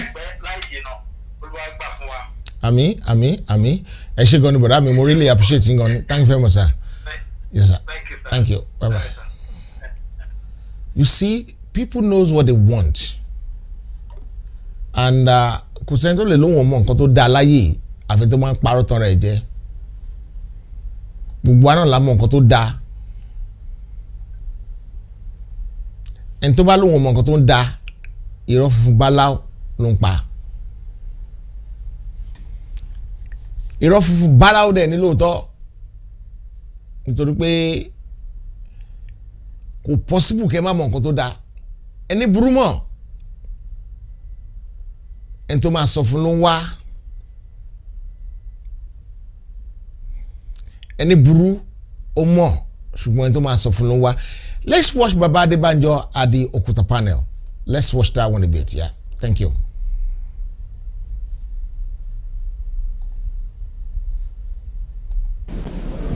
Now, Afenifere is of the view that this commission cannot solve its problems and that only national conference can solve its problems. That is very correct. Okay. And only the national conference can solve the problems complained by Afenifere, yes. not other complainants. Yes. And also that you are only here to present your grievances for posterity. Oh, yes. Okay. We are not asking for any monetary compensation. Yes. Now, or apology for that. You will agree with me, sir, that the issue of declaration of emergency in the Western region in 1962 was something that was done by the Balewa government. That's correct.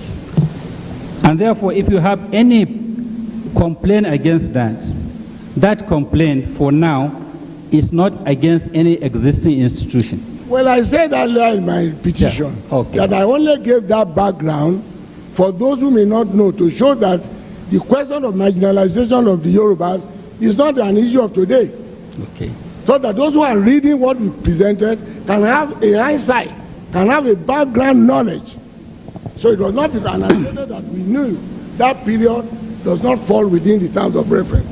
So your complaint on the trial of Chief Awolowo and the murder of Fajui were also for history? I can't say more than what I've said. I have explained that for posterity, for clarification, for better understanding of our petition.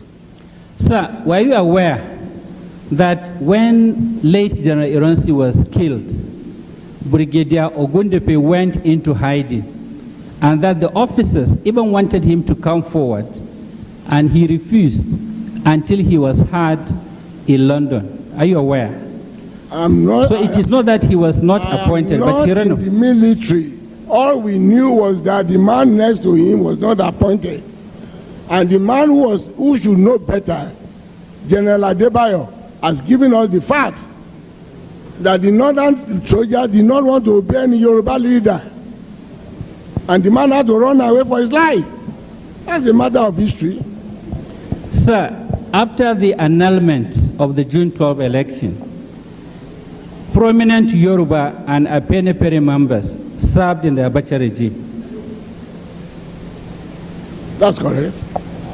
You are also aware, sir, that after a court declared the interim national government of Shonikan as illegal, Professor Akinyemi openly invited the military to take over. That's a matter of history. Thank you.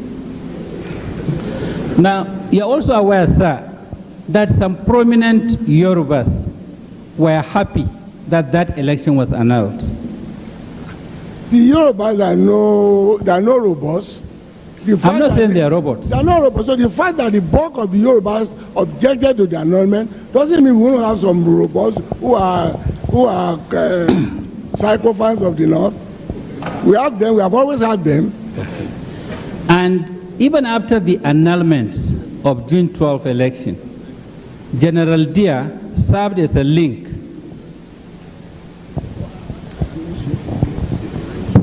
General Dia served as a link between Apene Peri and General Abacha. Is that correct? That is not correct. Okay, thank you.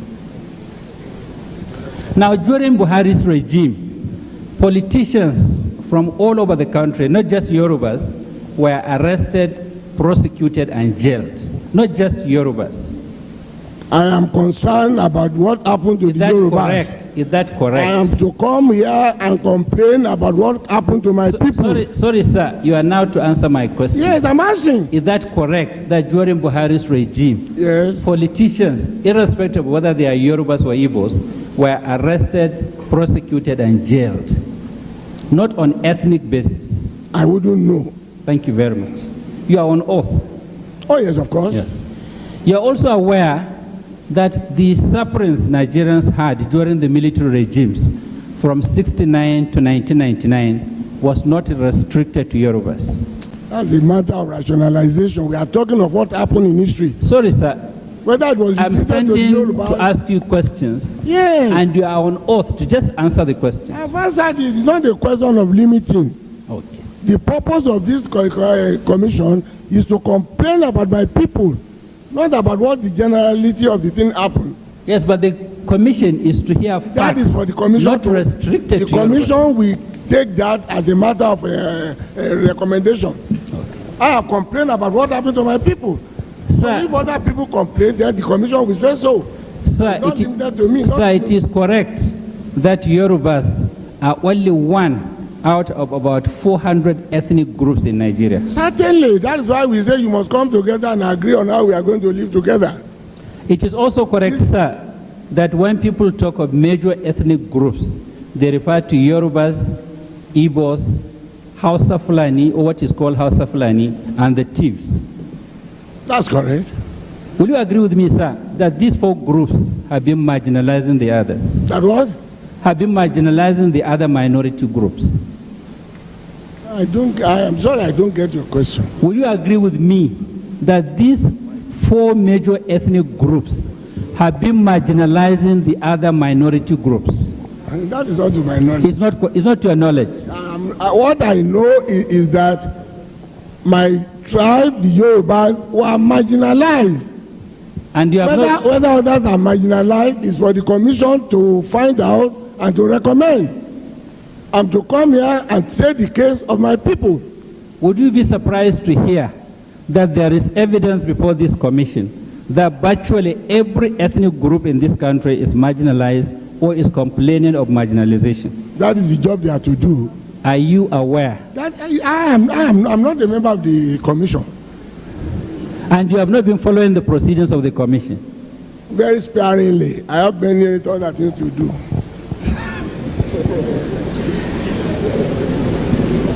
Now, the statistics you gave on pages 10 to 14 of your submission only made reference to ministries where Yorubas were marginalized. Is that correct? I complain. You did not give statistics of all federal ministries and parastatals. Well, but you are specific. Listen to the question first. You were only specific about ministries and parastatals where you claim Yorubas were marginalized. Well, that's the essence of the complaint. It's only where I have complained that I have to mention. Where I have no complaint, I didn't mention that. Now, do you know that in the Ministry of Finance, you had 3 ministers, and there were over 300 tribes in Nigeria who have never had even a permanent secretary in that ministry? When are you talking of now? Is it now? Finance. No, you are talking of history. In history? Yes. There was never a time. Awolowo was Minister of Finance. Yes. Shole was Minister of Finance. Shole, there was Shole before Falaye. Yes. Shole, you are aware? Yes. And Falaye was Minister of Finance. Yes. And there are over 300 other groups in this country who have never had even permanent secretary in their ministry. Is that correct? Well, I wouldn't know. I'm not the statistician. Thank you very much. You are also aware, sir, that the Federal Ministry of Justice, in the Federal Ministry of Justice, the Yorubas had 4 attorneys generals. Are you aware? You had Elias, you had a Jibola, you had a Kinjide, you now have Bola Igi. Or Nagorua. So you had 5. Is that correct? Well, the fact you have given is correct. It's for the commission to you find also out. agree with me, sir, that there are so many tribes who have never had even one. They should come here and complain.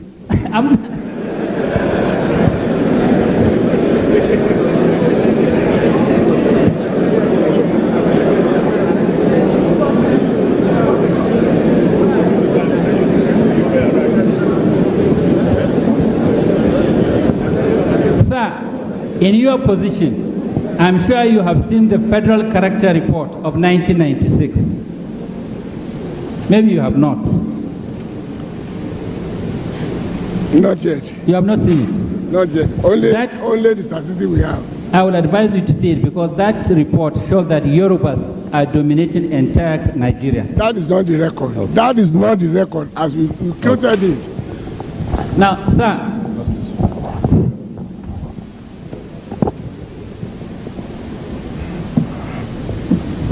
is it automatic that every Yoruba man is a member of Peniperi? No, not at all. Okay. I just want to be educated. No. Okay. That has been a misconception. Okay. Now, you will agree with me that now there is a democratic government in place. In Nigeria? Yes. Oh, of course, we know that. Good. However, whatever complaint we have, we call it democratic. Yes. Not democratic. And that Chief Olusegun Obasanjo was elected by entire Nigerians. That's a fact, you agree? Oh yes, those of us question the method. No, forget about it. Forget about that. No, that also must be recorded. Okay. You also agree that the 1999 Constitution, at least for now, is the authority of governance in this country. It is an objectionable constitution that I did not take part, and Nigerians did not take part in. That is not my question. That is why we are opposing it. We cannot be bound by a constitution we say we have no part in making. Are you saying you are not bound by the Constitution? I am bound now, but I want a change. That's all I want you to say. That Nigerians, whether institutions or persons, at least it was for now, imposed on us by the military. Listen, sir. Nigerians, whether institutions or individuals, at least for now, are bound by the Constitution. Is that correct? We have to tolerate the Constitution. You have not answered my question. We have to. It's not our choice. Good. And if it has been made by Nigerians, you can say we are bound. So you're not bound. So you're not bound by the Constitution. We tolerate it. We have no choice. Okay, thank you. Now, the Yorubas have representatives in the National Assembly. Of course, yes. Good. Now, you're also aware, sir, that in that Constitution, which at least we are bound by for now, there are fundamental principles, and then there are schedules giving powers to the National Assembly and state assemblies. Yes. You will also agree with me, sir, that there is no problem either contained in your submission or outside it, which cannot be tackled by either the presidency or the National Assembly. There are. Like what? As a matter of fact, the National Assembly... Like what? That's what I'm telling you. Okay. The review of the Constitution we are talking of cannot be done by the National Assembly. They were not elected to do that. Who can do it, sir? It is the people of this nation, all the nationalities in this country who constitute Nigeria, that should sit down and agree on how to live together. Thank you, sir. You will help this commission and people like me. Yes. How do we elect membership to that conference? Oh, when we come to that, we don't... No. Yeah, of course. Sorry, sir. You are trying... I am not come here to tell you how to do it. It's not possible. Come here... Sorry, sir. Just listen, sir. In your submission, you said your problems are so fundamental. Yes. That they could only be tackled through a national conference. Very good. But you have a lot of respect for this commission. Oh, certainly. And my understanding is that maybe you want the commission to recommend to the government that we should have a dialogue. Yes. Some of us here and hundreds and millions hearing us would like to know your view. How do we go about this conference? Oh, if I've been told that I will bring a paper, I have a paper on it. You don't have anything in your head to show how we. Okay, let me. Going to agree. Okay, let me make a. I can tell you this. Okay. At least when we talk of ethnic nationalities, Good. every ethnic group must be represented in that convention. Okay. Every ethnic group. Okay, on what basis? You are saying, for instance, that Yorubas will bring one person, Hausa one. Those are matters of details. Don't forget, when you are going to organize a conference, the modalities have got to be agreed to, and that is part of democracy. And that is why we are saying, if we agree on it, those of us who are going to conduct the convention will agree on the modalities. But the principal thing that we have to agree upon is that it is a necessity. Okay, Not to have it is postponing the evil day. who will constitute the conference? The president? The nationalities in Nigeria. Not the presidency, not the National Assembly. The nationalities in Nigeria will constitute the constitutional conference. Will the constitution then be outside 1999 constitution? What is it? Will it be then outside 1999 constitution? What does the 1999 constitution do with the constitution? May I make this explanation to you? The constitution we are asking for is a political decision. When the colonialists left us, they didn't ask us to give a constitution under the colonial law. They called all the parties in Nigeria to agree on how they are going to live after independence. So what we are asking for now is, this is an heterogeneous society. The military, the structured Nigeria, that is not the constitution we had at independence. Sorry, so sir. in order to have it, let us now sit down together and agree on how to live together. Yes, we are all interested, sir, but how do we nominate people to sitting down together? When do you do it? You don't have a better opportunity than now, before this commission and before the whole world. How do you think Nigerians... Every ethnic group must be represented. How? By one person? That has to be decided by the number of people you want in the convention. Okay. These are all modalities that, you have now who will convene the conference? Should it be the government or individuals? That is the responsibility of General Obasanjo. Good. If he wants the continuity of Nigeria, okay. If he doesn't do it, he's only postponing the disintegration of Nigeria. Now you will agree with me, sir, that even if the president will convene the conference, yes, then he should be able to give the conference time of reference.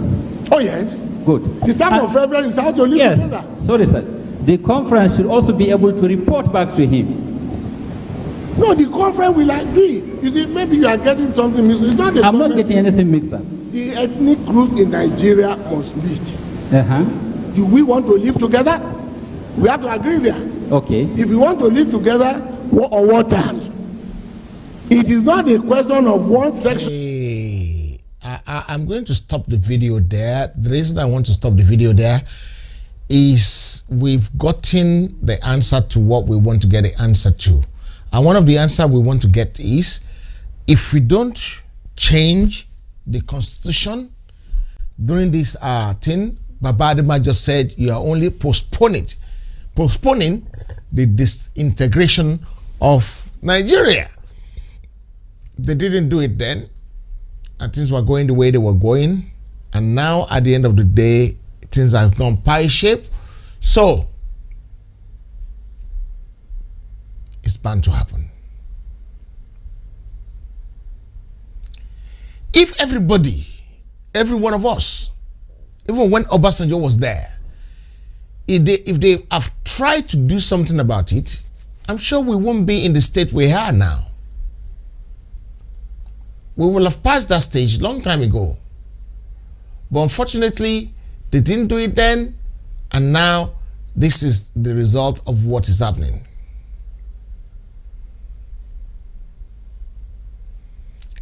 This is what is happening.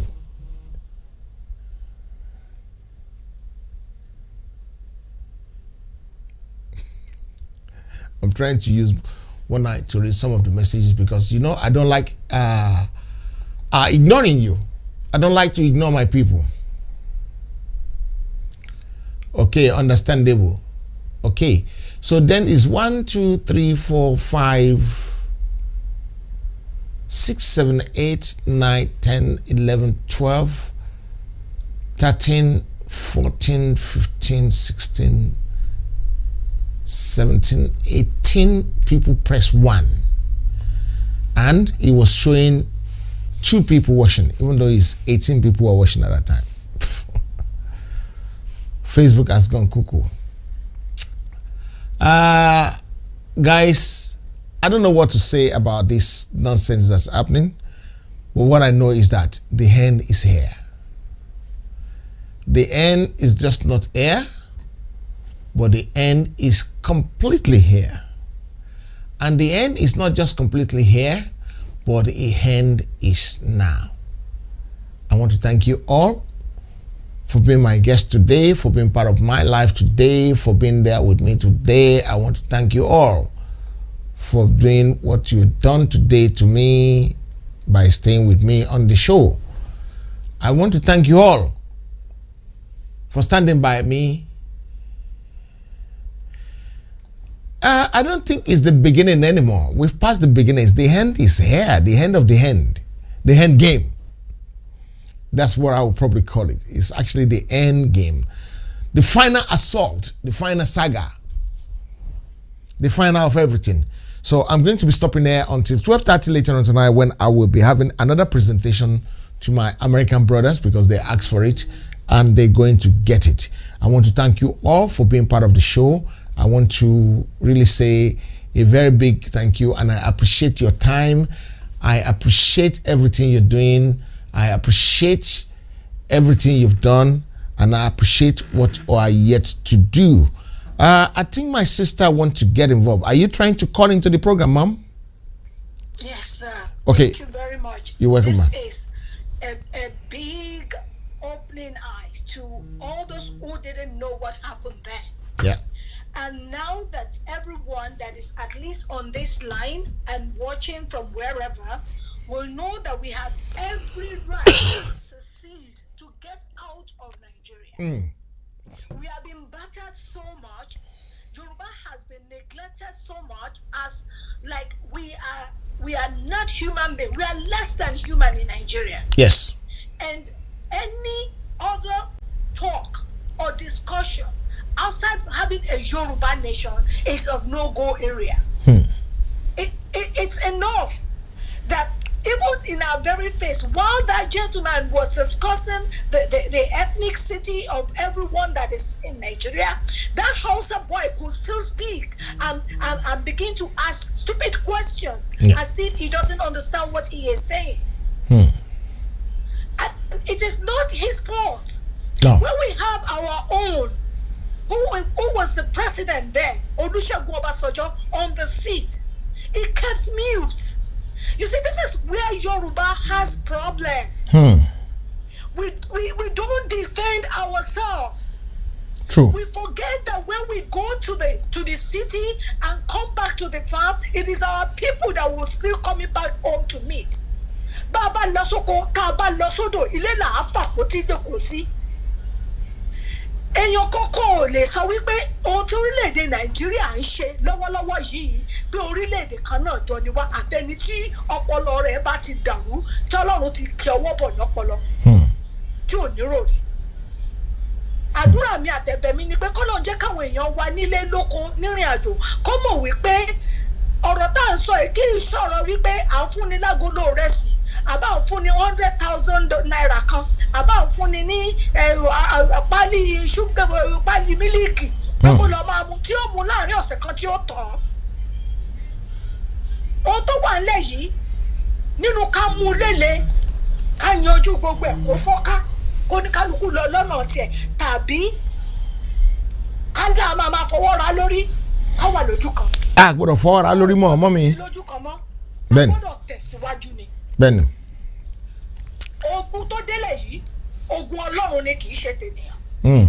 Ó dẹ̀ dá mi lójú wípé Ọlọ́run á bá wa jà, àwa ni ká ṣọ́ṣòkò tó wa, ká jẹ́ kí ọkàn wa kó le, ká dẹ̀ sọ fún àwọn èèyàn wa nílé lóko wípé ilé tó lọ. Ilé tó lọ, ẹ ṣé gan ni màá, mo really appreciate you. Thank you very much.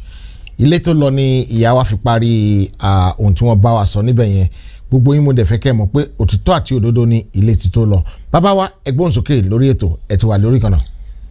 ok kú iṣẹ́ kú ọ̀rọ̀ lù. Yes, sir. ọlọ́run àbá wa yanjú ẹ̀ délẹ̀. àmín. This clip tẹ́ play gbẹ̀yìn yìí sìn is there possible that it be integration yẹn to cut it and begin to send it on the WhatsApp to everybody. Yeah, I can do that, sir. If that would be possible, so àwọn kan báwọn yẹn àti others from other places tán bá ti ṣe bẹ́ẹ̀ nínú àwọn ọ̀rọ̀ ẹ̀yìn so that we can be sending that to be supporting our agitation. If it's possible, so kéèyàn kan rọra cut ibẹ̀ yẹn ẹ̀ máa send olú ó wà faster and move faster ṣé àwọn èèyàn that will be calling them back home. That's one. Another one. This one is not compulsory to answer. Okay. I just want to ask. Okay, ask. Ben. Pé ẹ̀dẹ̀nẹ̀ ti ṣe ààbò fún wọn. Ṣé lọ́hùn àbí nílé wa ń bí? Lọ́hùn. Yes. So ṣé tó máa di refugee sọ̀hún ni tó bá ṣẹlẹ̀ àbí? Bóyá tí n bá bá ẹni tó wà lórí ìkànnà yín sọ̀rọ̀ tán màá bá yín sọ̀rọ̀ straight away màá analyse ẹ̀ fún wa so a lè jọ yé gbogbo wa ẹ jẹ́ kí n bá bàbá mi tó wà lórí ìkànnà yín sọ̀rọ̀ nísìn ẹ ṣé gan thank you. Bàbá mi láti ìlú lọ́hùn ẹgbọ́n sókè ẹ ti wà lórí ètò sà. Àwárí yẹn.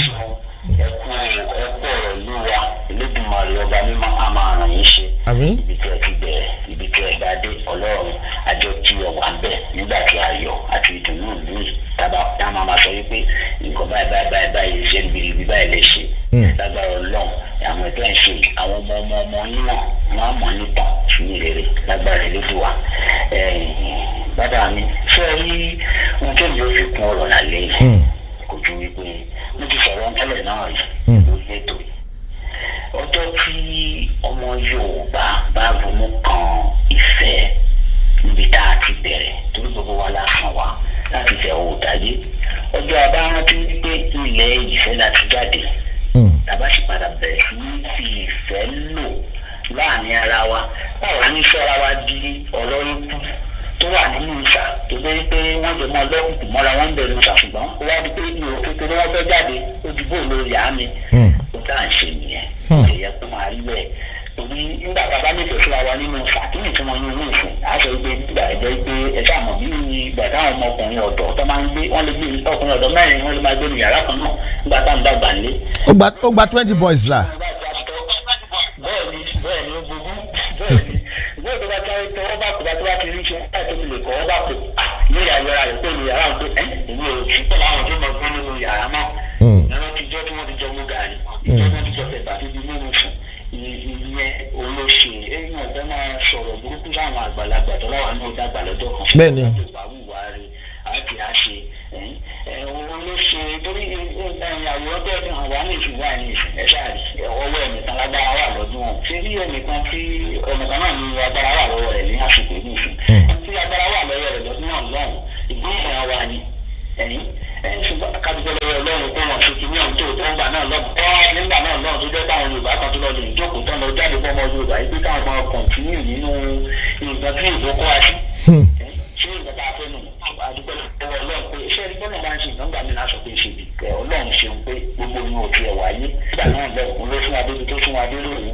àmọ́ bó bá wáyé ń gbàngàn kò san nǹkan ẹyọ kan tó ṣe pàtàkì fún ọmọ Yorùbá láti máa rò ní gbogbo ìgbà lóòrèkóòrè òní pé bóò ni àwọn baba ńlá baba wa ṣe nífẹ̀ẹ́ sí àwọn tó fi tó bẹ́ẹ̀ jẹ́ wípé bí ewúrẹ́ èèyàn máa ń bẹ nílẹ̀ gbòòrò tó lè jáde kó ládùúgbò kan títí ládùúgbò kẹrin wọ́n mú padà wá sílẹ̀ tó lè léwúrẹ́ pé ewúrẹ́ ní àmọ́ yìí o ìyá yóò di òní kọ́ wọ́n ti gbé wọ́n ti lọ ẹ̀yìn ìlú ìfẹ́ yẹn ìgbà tá a bá padà sí ní ìfẹ́ àwa padà aṣòrìrè nídìí ètò tá a tó lọ ní onígbàgbọ́ wípé ìlú tá a fẹ́ padà gbódìdè yìí ìfẹ́ yẹn láti ṣe ìpínlẹ̀ rẹ̀ torí bàbá ìpínlẹ̀ rẹ̀ ẹgbẹ́ gbogbo àwọn èèyàn tí yóò wà àpò ara wọn náà máa lé o ẹgbẹ́ ká fi yẹn tọkàn báyìí kọ́lọ́run kó jọ náà ní ẹ̀kọ́ ṣàánú wa ẹgbẹ́ ká fi ìfẹ́ bẹ̀rẹ̀ sí ní tòkun ní tá a bá fi lè fìfẹ́ tó fífi pé ẹnìkan ń jagun pé ẹni tó ní ká ṣàpè lórí tó ní ká ṣàpètè nìkan tàbí mo fẹ́ jókòó bí tí wọ́n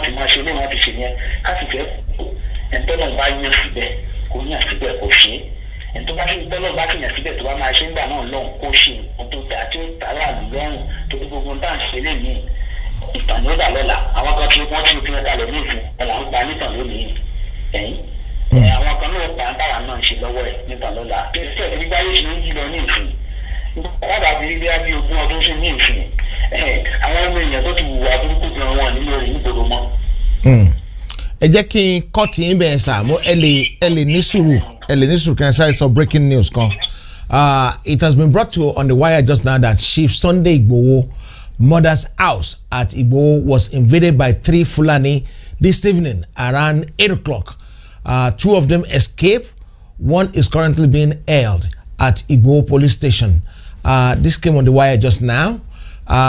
Chief Sunday Igboho's mother house at Igboho was invaded about an hour ago. And then 3 Fulani X-men. 2 of them escaped and 1 is currently being held at Igboho police station. That is just coming on the wire. Ilé Mama Sunday Olóyè Sunday Igboho Adéyẹmọ Igboho's mother. Ilé mama wọn àwọn Fulani terrorist mẹ́ta wọ́n lọ síbẹ̀ ní alẹ́ ní nǹkan bíi wákàtí kan sẹ́yìn ṣùgbọ́n wọn ò rí nǹkan kan ṣe nítorí pé ààbò Ọlọ́run dájú lórí ìyá wa wọn ò rí nǹkan kan ṣe fún wọn. Wọ́n mú èèyàn méjì wọ́n mú èèyàn kan nínú wọn ṣùgbọ́n àwọn méjì sá lọ. Ìkan tí wọ́n mú yẹn ó wà ní Igboho police station nítorí pé ó lè wà ní Igboho police station tó pé bàbá ò sí ń bẹ̀ tí bàbá bá dẹ̀ sí ń lé oríṣiríṣi nǹkan ló lè ṣẹlẹ̀. So I don't want to ask too much question about why police station. Bàbá wa ẹgbọ́n sókè ẹ ti padà sórí kan náà. ẹ ṣeun mo dúpẹ́ iṣẹ́ rí irú aráńtà mi náà lélẹ̀ aráńtà ń ṣe náà ni. èèyàn jáde ó ṣiṣẹ́ ìlú ó kúrò nílé ó fi àdúgbò rẹ̀ lẹ̀ ó fi àdúgbò rẹ̀ lórí ó ṣiṣẹ́ ìlú fún wa. ṣé bó yẹ káwa náà bá wà lágbègbè ká máa wo lédè wọn ni. sókè ẹ̀yẹ káwọn èèyàn kankan àwọn olóògùn kan tó ń pè Fúlàní àdì àdìyọ́lá pẹ̀lú àwọn sókè ẹ̀ká láǹfààní kan tẹ̀lé súnmọ́lé ọ̀hún náà lórí kí wọ́n tẹ̀ wá jà. Ó yẹ kán gbálẹ̀ ni nǹkan tó yẹ ká ṣe fún wọn ni pé ilẹ̀ ló yẹ kán máa gbá nínú ilé yẹn. bẹ́ẹ̀ni kọ́ má tiẹ̀ tí wọ́n tiẹ̀ gbọ́dọ̀ lọ ní ìwé làbẹ̀ṣẹ̀ tó wọ́n lọ́pàá lọ ẹgbẹ́ ti mú ẹgbẹ́ mú nígbà tó ń rìn wá sọ́lọ́pàá fún wọn nígbà tó ń wọ̀ lù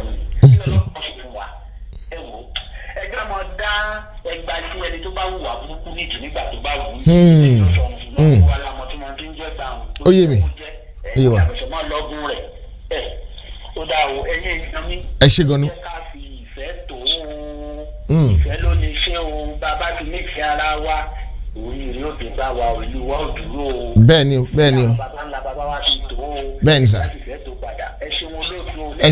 ẹ ṣe mo dúpẹ́ o àmì àṣẹ Èdùmàrè àmì àṣẹ ẹ ṣe mo dúpẹ́ o aago 6 lọ́la ni ètò yín o ẹ ṣe gan. bye bye sir thank you sir bye bye ire bye bye. bá mi ní ọmọ tó jọ wà bẹ́ẹ̀ ẹgbọ́n sókè ti wà lórí ìkànnà sà. yes sir àmọ̀ràn méjì ni mo fẹ́ dá sí mo fẹ́ mú wá lórí ọ̀rọ̀ àwọn ọba wa lórí ohun tí aláàké ṣe ẹjọ́ ẹ sọ fáwọn èèyàn wa àwa tá nígbàgbọ́ pé yẹ ọlọ́wọ́ á mú wa dé ilẹ̀ ìlérí wọ́n dẹ̀ dá mi lójú pé distraction wọn kò ní dá wa dúró ẹ jẹ́ káwọn èèyàn wa mọ̀ wípé ihun tálákẹ́ sọ yẹn kàn máa rò pé bóyá máa gbọ́ nǹkan míì lẹ́nu àwọn ọba tó kù ọba tí ò bá sọ̀rọ̀ rárá ihun tó alákẹ́ sọ ó ti gbẹnu àwọn ọba sọ̀rọ̀ ní ọkàn náà ni gbogbo ọba sọ tó ti yẹ yín so ihun tí mo kàn fẹ́ sọ ni wípé yẹn gbogbo wọn pátá ó ti yé wa ń sìn pé gbogbo àpọ́nlé àwa là ń ṣàpọ́nlé wọn tá à ń gbé wọn ga pé gẹ́gẹ́ bí history bí ọba ṣe jẹ́ ní tradition ní ilẹ̀ wa ẹ̀yin náà dẹ̀ ti wá rí pé ìyẹn ò sí ń bẹ̀ mọ́ nítorí pé kí ni àwọn ọ̀nà èrè tó ń jẹ́ wọ́n rò pé owó gbogbo nǹkan tó ń jẹ wọ́n rò pé gbogbo ìyà tí àwọn ọmọ Yorùbá ń jẹ ò kàn wọ́n nìyẹn tẹ́lá mi ti yẹ iṣu ẹ sọ fáwọn èèyàn wa pé kọ́ má jẹ́ kí yẹn kó mú rẹ̀wẹ̀sì bá ọkàn kejì mi òun ní pé fún ká lè create more awareness fún àwọn tí ò ní access sí íńtánẹ́ẹ̀tì àbí kọ́ máa gbọ́ YouTube kankan báwa ṣe ń gbọ́. Ǹjẹ́ ṣé a lè rí ọ̀nà tí a lè fi gẹ́ẹ̀tì radio station tó máa jẹ́ pé bíi Oòduà radio station tó jẹ́ pé ṣó ti yẹ yín sìn tó jẹ́ pé àwọn èèyàn wa máa lè máa listen sí láti máa create awareness gbogbo nǹkan tá à ń ṣe yìí. Okay, màá ṣàlàyé ẹ̀ fún yín sir. Number one, to get a radio station irú táwọn Biafra yẹn tí wọ́n ṣe yẹn, it cost them about £50,000. Okay. Láti ṣe. The reason being that it's a multiple transmitter, so that I think they use about 5 transmitter. 5 transmitter ni wọ́n lò láti fi ṣe ti àwọn Biafra yẹn. Nǹkan tó dẹ̀ ṣe lo 5 transmitter ni pé tí wọ́n bá fẹ́ trace ẹ̀ tí wọ́n bá ti ń wá lọ sọ́nà Ìgbádá a máa sọ fún wọn pé tí wọ́n wá láti Ìgbódò tí wọ́n bá wá lọ sọ́nà Ṣàpọ́n á sọ pé tí wà lọ́nà Láfẹnwá tí wọ́n bá wá lọ sọ́nà Àdátán á sọ fún wọn pé tí wà lọ́nà Tòkú. So tó bá yá wọ́n á perplex nítorí pé tí signal yẹn bá wá from so many different places a system tó ń fẹ́ fi wá bí tí rédíò yẹn wà kò ní jẹ́ kí wọ́n rí. It cost, I've made inquiry and it cost about £50,000, £53,000 to get the proposal and the things done, right? And the problem there is that Yoruba land it tóbi ju Biafran land lọ. Biafran land, because the heart is spherical, is round. So if it ever gbé sí, you cannot get one that will carry gbogbo Yoruba land. So when we make the inquiry, because of the way things were going, I decided to give up on it. And why did I give up on it? Because I just look at it and say, I don't think this is going to work for me. Because it would have married £50-something thousand, including installation and all the other things. We're looking about £60,000. That is why I should drop idea. I think the gentleman still sent me an email about it about 2 weeks ago. But nítorí pé, then again, nítorí pé ìwọ wọra àwa ọmọ Yorùbá náà ni, àwọn Biafra won't come together to do this project. But it is very hard for Yoruba to come together to do this project. Baba Jala gave me some money to research some radio, which I did and establish it, and the radio is there, but it's an online radio station. I want to fẹ́ gbọ́ radio yẹn, right? Ilẹ̀ location 9 or 1 nísìnyí, they don't have data. That is why it would have been better to have a proper FM or MW radio. MW is the best one anyway. But unfortunately, we couldn't go that route because of what happened. Ẹ ṣé gan ni sẹ́, ẹ jẹ́ kí n fi ilẹ̀ kí n máa lọ kí n lè bá ẹlòmíì sọ̀rọ̀. Ẹ ṣé gan ni bàbá wa. Mo dúpẹ́ o, Ọlọ́run adúntì. Bye bye. Èèyàn mi 21552 ẹgbọ́n sókè ti wà lórí kan náà. Ẹ káalẹ́ o. Ẹ káalẹ́ sà. Orúkọ mi ni Ọlátúnjí Ọláyọrí. Ọmọ bíbí Abẹ́òkúta ni. Ẹni sùúrù sà. Ẹni sùúrù sà. Kẹ́ bá mọ̀ pé mo mọ̀ yín. Ọláyọrí jù wọ́n lọ. Ìrọ̀lẹ́lẹ̀ kan ń gba. Adétúnjí ti gòkè àgbà. Kí lẹ wí? Ọláyọrí jù wọ́n lọ. Ìrọ̀lẹ́lẹ̀ kan ń pa. Ẹ̀yin ti gòkè àgbà. Ọ̀yá ẹgbọ́n sókè wá sọ̀rọ̀ lọ. Ṣẹ́rí inú mi dùn gbogbo ìgbà tí má ti ń gbòòrò gbogbo ẹ̀yin agitators yìí. Ẹ ṣé sà. Ọlọ́run àlàyé tó dẹ̀ jẹ́ ìdùnnú fún wa tẹ̀ ń ṣe wa létí ẹ̀ ní di ìbànújẹ́.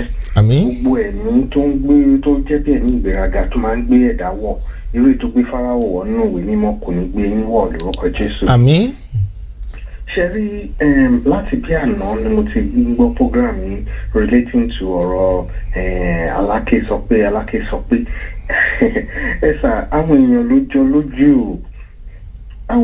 jọ lójú àdẹ̀lẹ̀ má sọ̀rọ̀ wọn. Èmi personally Oṣù ni mo lọ.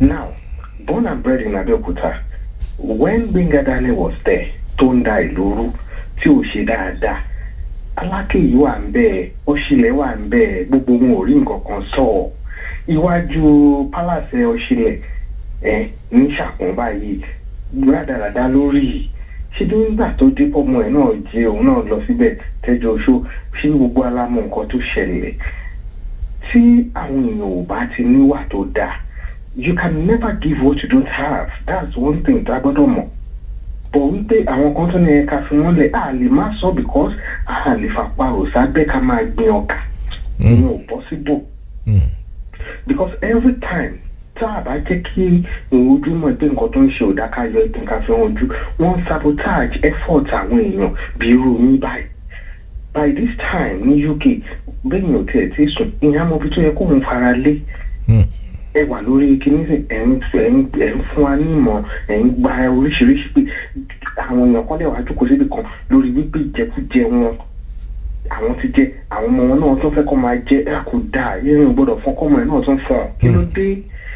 These people, they have nothing, absolutely nothing to offer us. Wọ́n deserve any yìí rárá. Àwa là ń pọ́n wọn lé. Ẹ wò wọ́n for 8 good years ní Daniel fi dá Ogun State Yorùbá. Ibo làwọn aláké wà. He was nowhere to be found. Wọ́n ṣe rí wọn ajáde títì dá ṣé títì ló tẹ̀ ṣe máa gbọ́ ìjọba kan wà bẹ́ẹ̀ for 8 years títì lè máa gbọ́ tí wọ́n máa sọ. Kò sí nǹkan kan tó tẹ̀ lè sọ pé kí wà pàṣọ pé àwọn wáyé tí gọ́ọ̀mẹ̀ntì máa pariwo títì. Ojú gbà mí sí àwọn èèyàn wa nípò bẹ́ẹ̀ wọ́n wá di ìlẹ́gà ní ìlú tó jẹ́ pàwọ́ là ń fún wọn ní epo là ń fún wọn ní iná. Ní Republic of Benin ohun tó tìyàn lójú ju lè lọ wà. Bẹ́ẹ̀ni o. Èmi ṣiṣẹ́ ní ọjà ọ̀dàn tẹ bá dúró ní ọjà ọ̀dàn tẹ ná ẹsẹ̀ báyìí ẹsẹ̀ méjèèjì tẹ ga ẹsẹ̀ báyìí ẹsẹ̀ kan Nàìjíríà ẹsẹ̀ kan Republic of Benin ní. Ẹ bá débẹ̀ they are not wọ̀n lájú rárá anything. Inú ìgò báyìí ń rọ kerosene láyé àtijọ́ ta tó máa ń rọ sínú ìgò gúdà inú ìgò stout ibẹ̀ ló máa ń rọ bí kìíní sí ní bẹ̀rẹ̀ ní gbogbo bí eré àpò bẹ́ẹ̀ lọ́dún. Ṣé mọ̀ pé bàbá mi ṣe mọ̀ kó máa ń fi òrí dáná nílùú yẹn nítorí pé wọn ò ní nǹkan tó yẹ kó fi dáná òrí wọn máa fi dáná. ṣe èyí tèmi ń sọ òun ṣe wípé bí wọ́n sọ pé èèyàn kan sọ pé àbí ìtàn èmi Ọlákíndí mo ṣiṣẹ́ mo teach I taught mathematics and physics ní ọjà ọ̀dàn for 2 years oríta secondary school oríta secondary high school ní ọjà ọ̀dàn ni mo ti ṣiṣẹ́ fún ọdún 2 ni mo fi kọ́ mathematics pẹ̀lú physics so kò ń ṣe pé èèyàn kan ló sọ pé nǹkan kan mo gbọ́ lẹ́nu ọ̀gbọ́n mi àbí èmi personally ni mo ń sọ ọ̀rọ̀ fún yín. Bẹ́ẹ̀ni sà. So gbogbo bẹ̀yẹn wọn ò ní anything fàyàwọ́ ló ń ṣe wọn lájú they come to Abẹ́òkúta they see Abẹ́òkúta like bí kéèyàn lóyún lọ sí London ní bó ṣe rí lójú wọn nìyẹn àwọn yẹn ló wá ń gba àwọn èèyàn wa epo pupa tún ní iṣẹ́ wọn bẹ̀ ìwọ bá dẹ̀ jókòó ara ẹ̀ dẹ̀ balẹ̀ gbogbo àwọn déndé tó jẹ́ onífàyàwọ́ ń bẹ̀ yẹn tẹ bá rí ìmúra àwọn déndé pákó jeans lọ́ máa wọ̀ àwọn déndé ṣe ń jáde síta wá mingle pẹ̀lú àwọn big boys ní town náà tó máa ń ṣàwọn ní Fuji tó ń gbé àwọn déndé ni kò sẹ́ni mọ̀ wọn torí those guys are local guys. Ojú gbà mí ti fáwọn ọba yẹn bọ̀ kò jọ mí lójú because wọn náṣọ rí lórí ikọ̀ tẹ́lẹ̀ èèyàn kan wá sọ Ìgbòho ò dá ó ti fìgbà kan wà tí ò darí ó ti fìgbà kan ṣe kinní kan rí. It doesn't matter where you're coming from, it's where you're going that matters. You can be coming from the gutter and going to the palace. That's one thing. 90% gbogbo àwọn tó wà nílùú yìí àtàwọn tó wà lamẹ́ríkà mélòó ni wọn ló jẹ́ pé genuinely documentations tán lò tán fi wá lóyìn náà ló jẹ́ òótọ́ àbí kàkàn panu mọ́. Àbí. tí wọ́n ṣe pé kéèyàn máa parọ́ mọ́rọ́ bí àgbogbo àyè náà la mọ gbogbo ibi ń lọ kówó sàkáǹtì ṣe pé kátà tẹ̀lé kúrò nílé nígbà tá a bá dẹ̀ débi tán wọn oníkàkùn máa gbà òkè o náà orúkọ ti dà ẹ má jẹ́ ká bọ orúkọ jẹ́ ìyẹn lèmi rò pé ẹ kàn ṣe àkóṣe pé kẹtún wà ní ìbàjẹ́ kẹtún máa bọ orúkọ jẹ́ sí kẹtún máa bá nǹkan jẹ́ sí. I went to Abẹ́òkúta ní 2019 ojú ń tì mí ní gbogbo àwọn èèyàn wá dàbí ọlọ́kadà gbọ́n wá dúdú lọ àwọn bọ̀dá wa tó kàwé àtàwọn ẹgbẹ́ wa tá ẹ wo ẹ jẹun fáwọn mi láàyè. ẹ ṣé gan mo dúpẹ́ Ọlọ́run á bá mi dúró tì yín thank you. Màmá wa ẹgbọ́n sókè mà ẹ ti wà lórí kan náà. ẹ ṣeun mo gbọ́ ohun tí bàbá wa yẹn sọ ní ìsìn lórí ọ̀rọ̀ radio station. bẹ́ẹ̀.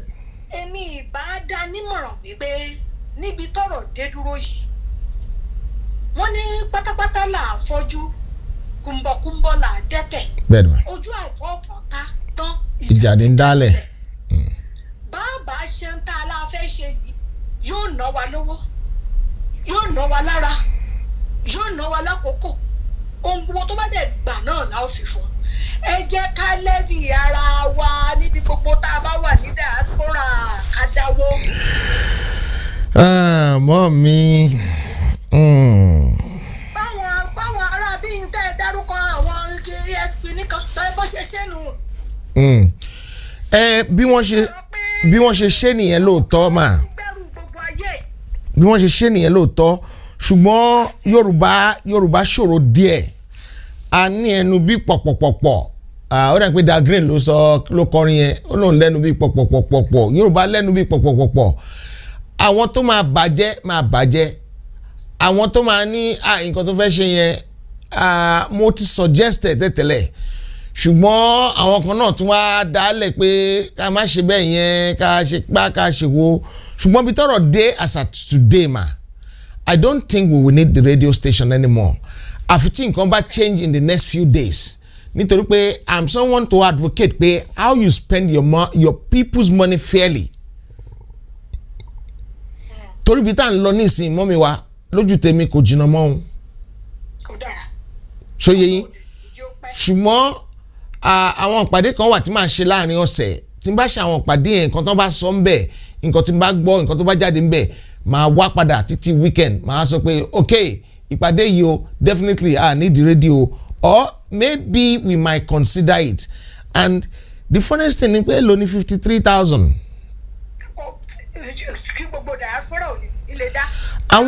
àwọn diaspora ò ní dáwó mọ́mì àwọn diaspora ò ní dáwó àwọn kankan náà ló máa dáwó nítorí pé ìdí tí mo sọ bẹ́ẹ̀ ni pé tá bá fẹ́ dá 53,000 pounds tí èèyàn bá ń dá 20 pounds or 30 pounds or 5 pounds ọlọ́run ò tí ìyọ̀ǹda fẹ́ ni ẹ dáadáa ni ó lè dá bẹ́ẹ̀ ṣùgbọ́n àwọn tọ́lọ́run yọ̀ǹda fún tán lè dá 500 pounds tán dá 20 pounds ó kú púpọ̀ káàtó mà nítorí pé báwa ṣe ń ṣiṣẹ́ yìí ká ní 20 minutes la fi ń ṣe lójúmọ́ ni ṣe ń pé peter dé yìí àti ìní débẹ̀ we're committing 3, 4, 5 hours a day I commit more than 10, 20 hours a day sometimes ma to this project ṣóyè yìí more than 20 hours ni mo máa ń commit mo ti jí láàárọ̀ yìí nísìnyí báyìí láti 9:30 mo ti jí mi ìdẹ̀rù pé máa sùn until 3 o'clock lóru nítorí pé mo sì máa ṣe program fẹ́yìn ara Amẹ́ríkà tó bá di 12:30 lálẹ́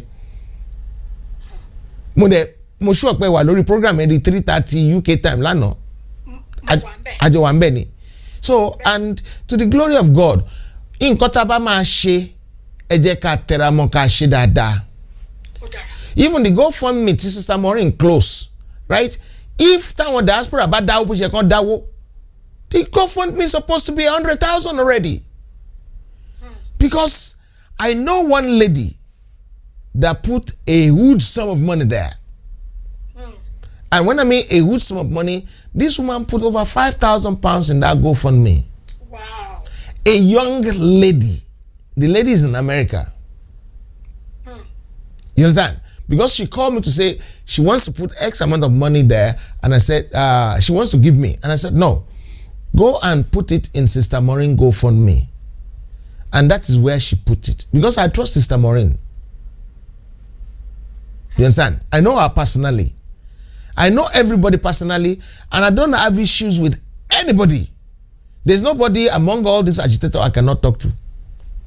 Àfẹn tó bá ṣe bàjẹ́ mo dẹ̀ sure pé tó bá ṣe bàjẹ́ náà wá pa lára tí n bá ní mo fẹ́ bá sọ̀rọ̀ òun náà ronú lẹ́ẹ̀mejì pé tó wà bọ́kùnrin sọ̀rọ̀ kó má di wàhálà ṣòyí Ọlọ́run á gbà fún wa.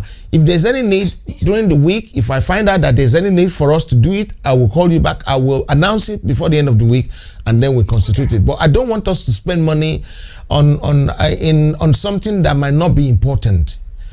Because tí mi gbọ́ lé ní ó dá mi lójú pé tí a bá lọ through route yẹn o route ti discussion àti meeting tó ń ṣe lọ́wọ́ yìí tó bá lọ bẹ́ẹ̀ because àlàyé tí mo fẹ́ ṣe fún arákùnrin tó pè lẹ́ẹ̀kan ni pé okay why tí àwọn Yorùbá fi máa dúró sí north ni pé no matter what we do, akpin o, we're still going to be neighbors. They don't have a seaport.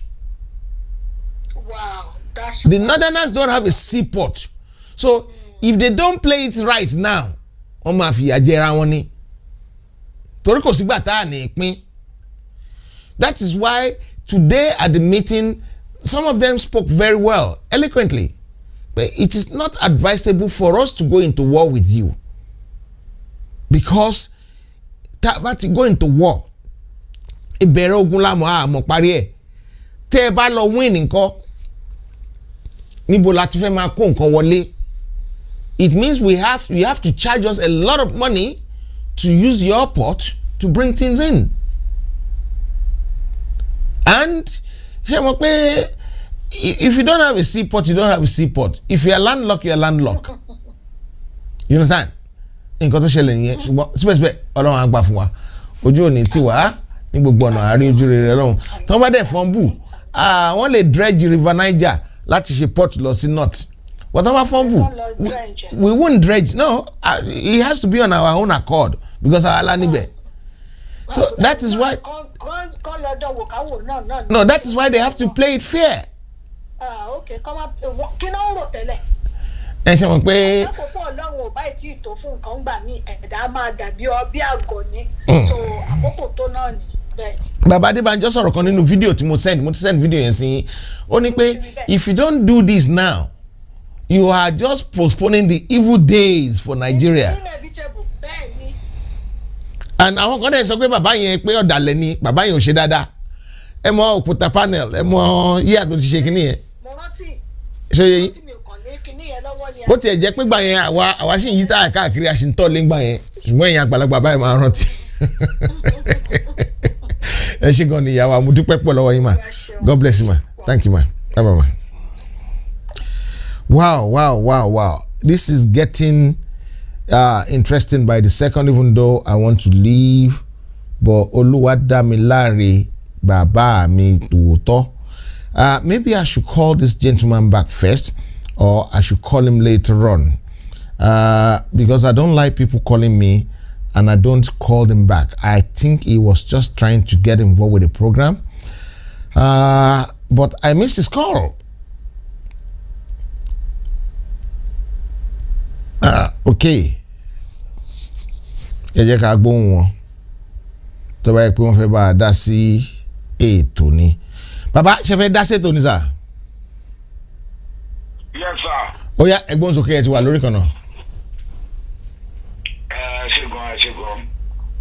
Èèyàn títí ẹ fẹ́ dá sí ìfẹ́ fi ọ̀rọ̀ mi sí lẹ́yìn oní bàbá Ọbásanjọ́.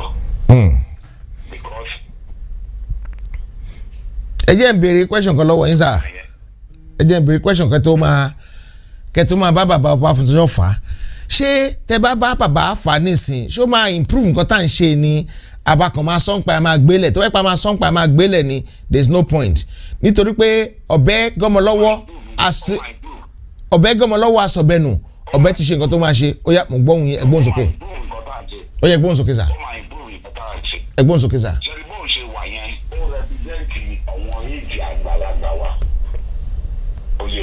Àwọn gangan dẹ̀ ló yẹ kí wọ́n ti ṣe kìíní yẹn bí wọ́n ṣe kí èmi àti yín sìn káwa ń pàtó ẹ̀.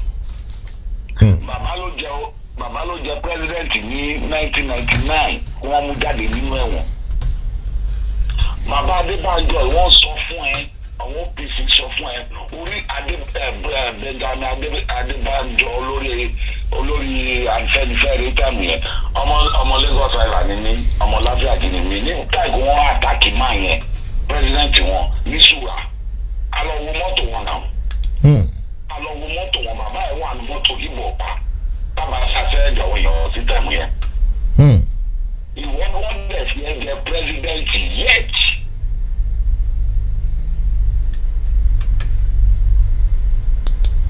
Mi ò gbọ́ yín mọ́ sá o.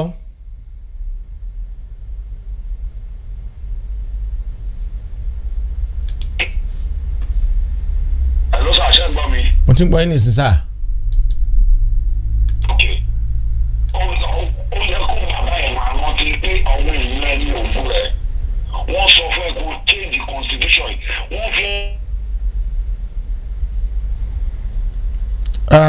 kíní ẹ̀ tún ti sá lọ o. Okay, má wọlé màá dípẹ́ ìwọlé padà. Okay, no problem at all, sir. Thank you very much, sir. Thank you. Ẹ̀yin èèyàn wa mo dúpẹ́ pọ̀ lọ́wọ́ gbogbo yín bí ẹ ṣe ń bá wa dá sí ètò yìí nítorí pé gẹ́gẹ́ bá ṣe máa ń sọ ní gbogbo ìgbà tí ó bá sẹ́yìn kò sí àwa àti pé yínníyínní kẹ́ni ó ṣe mí ní ọ̀rọ̀ ilé ayé ìwọ̀nba tí bàbá ṣe àdúpẹ́ lọ́wọ́ wọn wọ́n ṣe eré bí wọ́n ṣe eré ó kó àwọn òkò lè dùà ṣùgbọ́n nǹkan tó important sí mi jù ni pé distraction there is no point in having distraction. Ẹ jẹ́ ká bá bàbá wa sọ̀rọ̀ bàbá wa ẹ̀gbọ́n sókè ẹ ti wà lórí kan náà. ẹ kálẹ́ o bàbá. ọjọ́ kan pẹ̀lú sáà. ẹ jọ nǹkan tó nìkan fẹ́ tó yẹ ni pé mo ń pè láti èkè wíwá. Yes sir. a máa ń sọ̀rọ̀ nípa southwest and tẹ́lá mention àwọn southwest only just six states la máa mention aki mention Kogi and Kwara state mọ́ ara Yorùbá why tó fi rí bẹ́ẹ̀. Mi mọ ìdí tó fi rí bẹ́ẹ̀ personally ṣùgbọ́n ó dá mi lójú pé lẹ́nujọ́ mẹ́ta yìí we are doing a lot about Kogi and Kwara as well gbogbo misconception tí a ní nípa tẹ́tẹ́lẹ̀ wọ́n ti yanjú ẹ̀ because àwọn èèyàn kan ti bá mi fà á nǹkan tó lè bá mi fà yẹn àti yanjú ẹ̀ pé dandan a gbọ́dọ̀ yanjú ẹ̀ dáadáa ṣe gbọ́ sà. ẹ ṣe.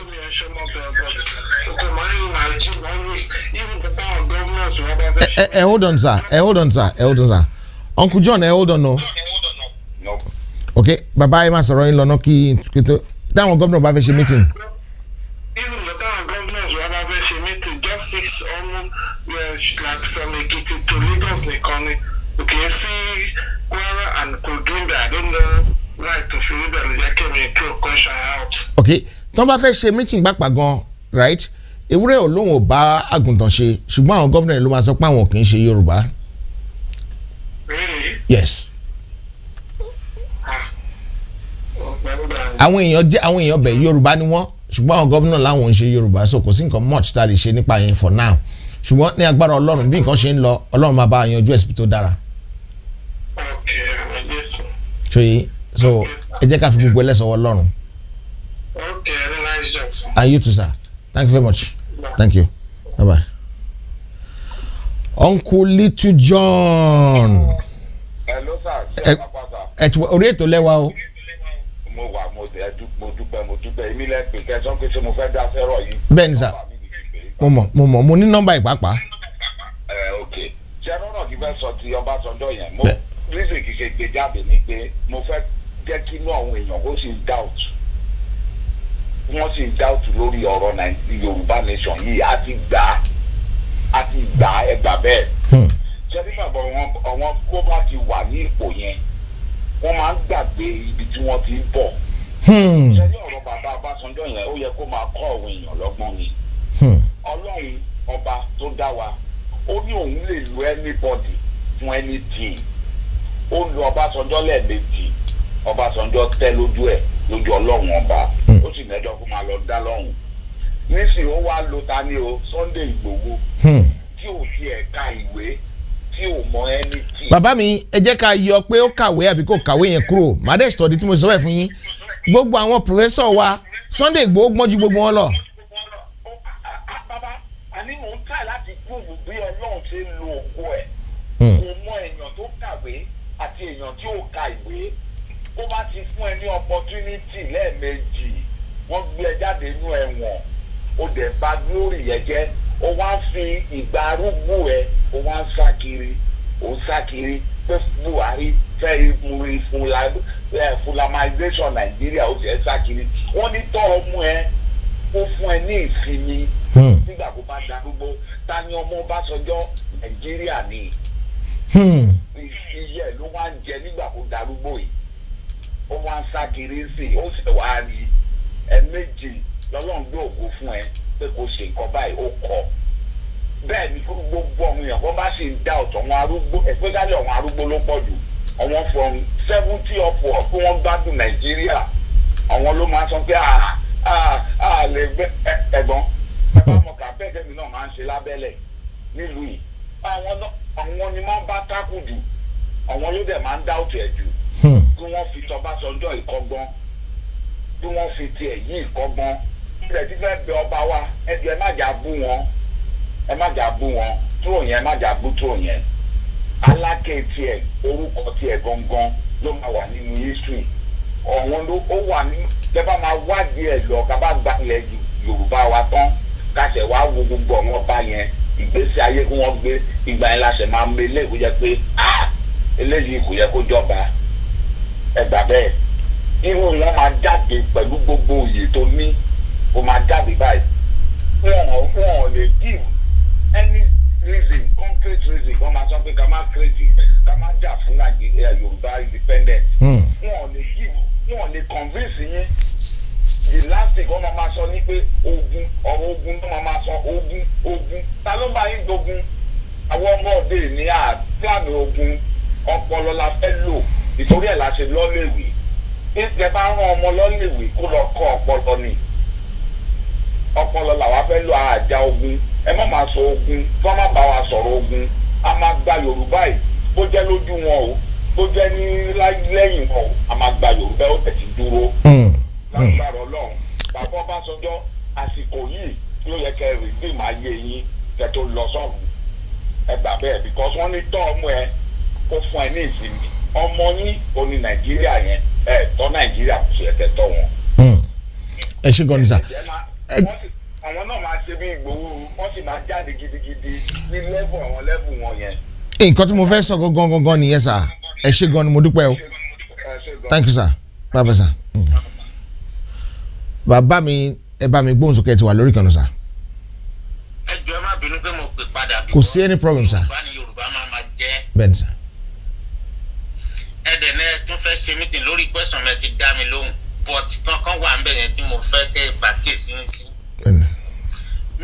mi ò dẹ̀ mọ àwọn tẹ́ ẹ náà ń bá ṣe meeting tí wọ́n fi sọ pé àwọn ò lómi àwa ló lómi o ní ọ̀dọ̀ tòkè lọ́hùn. no mo ní pé wọn ní òkun yẹn gan ló wọ̀ wọ́n lójú tó ń lé káàkiri ìlú. yes ṣé rí tọ́ ẹ bá rí wọ́n sọ̀rẹ́ńdà dáàmì sọ́wọ́ mọ̀ kí ìtẹ́kùkù dàtán ìfẹ́ àwọn pípọ̀ ìbọn ṣe máa ṣe bí aláàánú rèé o Yorùbá dẹ̀ láàánú lójú jù. no bọ̀dá mi wọ́n lè láàánú lójú wọ́n lè ṣe bí aláàánú bọ̀ gbogbo nǹkan tí wọ́n bá ṣe àní ṣe in the way pé a fẹ́ máa ṣe nǹkan tiwa fúnra wa ẹ̀ ṣe a fẹ́ máa ṣe nǹkan wa fúnra wa ni gbogbo pé ká máa fọwọ́ pààyàn lórí yẹn a ti kọjá gbogbo stage yẹn nísìn a dẹ̀ ní interest nínú gbogbo nǹkan bẹ́ẹ̀ yẹn mọ́ a fọwọ́ pa anybody lórí mọ́ we want to be on our own we want to be by ourselves we want to run our affairs by ourselves because if we ever do anything with you you will truncate it again and we don't want that we want peace of mind àfẹ́kẹ́ nìkan kan lójijì lórúkọ ní pé kò rí bẹ́ẹ̀ bó ṣe yẹ kó rí yẹn kò rí bẹ́ẹ̀ mọ́ ṣóyè. because ibi tá a ti bá dé kì í ṣọ̀rọ̀ original control kankan mọ́ o kó má lọ jẹ́ ọ̀rọ̀ original control kò sí Nàìjíríà ni o ẹ má lọ kẹ́yìn náà má dà wá lókè o Nàìjíríà is no Nàìjíríà yẹn mo fi Yorùbá láàánú o afẹ́ Odùduwà nation completely kí báńdìrí dẹ̀ wá simple as ABC. yes sir Ọlọ́run á gbà bẹ́ẹ̀ fún wa. Ọlọ́run á fún yín ṣe o ẹ má jẹ́ kójú àánú tó kó bá wa o because náà bá bẹ̀rẹ̀ sí wá fẹ́ àwọn ọmọ wa mẹ́tọ̀dù tó máa lò á yàtọ̀ o. àṣọ tí wọ́n fẹ́ àwọn ọmọ wa tẹ́tẹ́lẹ̀ ni gbogbo yẹn ó ti kọjá ó ti di àfisẹ́yìn tí bí eégún ṣe ń fi aṣọ so mo fẹ́ fọkàn yín balẹ̀ pé Ọlọ́run á fún wa ṣe. àmì o kò sí tó ń jẹ́ original control náà o.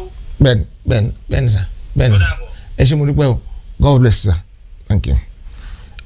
ẹ̀yin èèyàn wa nítorí ètò tó máa bẹ̀rẹ̀ ní àìpẹ́ yìí àti pàápàá pé ètò mi tó sì wà ní aago 12:00 ní alẹ́ yìí a fẹ́ máa fi àdàgbà rẹ̀ rọ̀ sí bíbá ẹ̀ kí a bá lè mójútó gbogbo ohun tó yẹ ká ṣe ká lè ṣe kó lè yanjú a fẹ́ máa fi àdàgbà rẹ̀ tì sí ibi báyìí nítorí pé kò ń dùn kó pọ̀ ṣókí ni ọbẹ̀ oge ni àwọn Yorùbá máa ń sọ kò dẹ̀ ní tán fún wa o kò ní bàjẹ́ fún wa o gbogbo nǹkan tá à ń lé ní agbára Ọlọ́run ní dáadáa ló máa tẹ̀ wá lọ́wọ́ a rí ojú rere Ọlọ́run a rí ojú rere ènìyàn ọba tó láyé àti ọ̀nà Ọlọ́run gbogbo ẹ̀dá ènìyàn á dúró tiwa gbogbo ẹ̀yin tẹ́ send message mi especially facts on orí olókun tí mi ò tí send sí mo ṣẹ̀ṣẹ̀ rí àwọn message mi ní ìsinmi o gbogbo ẹ̀yin tẹ́ send t-shirt mi mo believe pé I've actually dealt with about 80% of it now ẹ má bínú sí mi iṣẹ́ pọ̀ ní tí n bá ti ṣẹ́jú pẹ́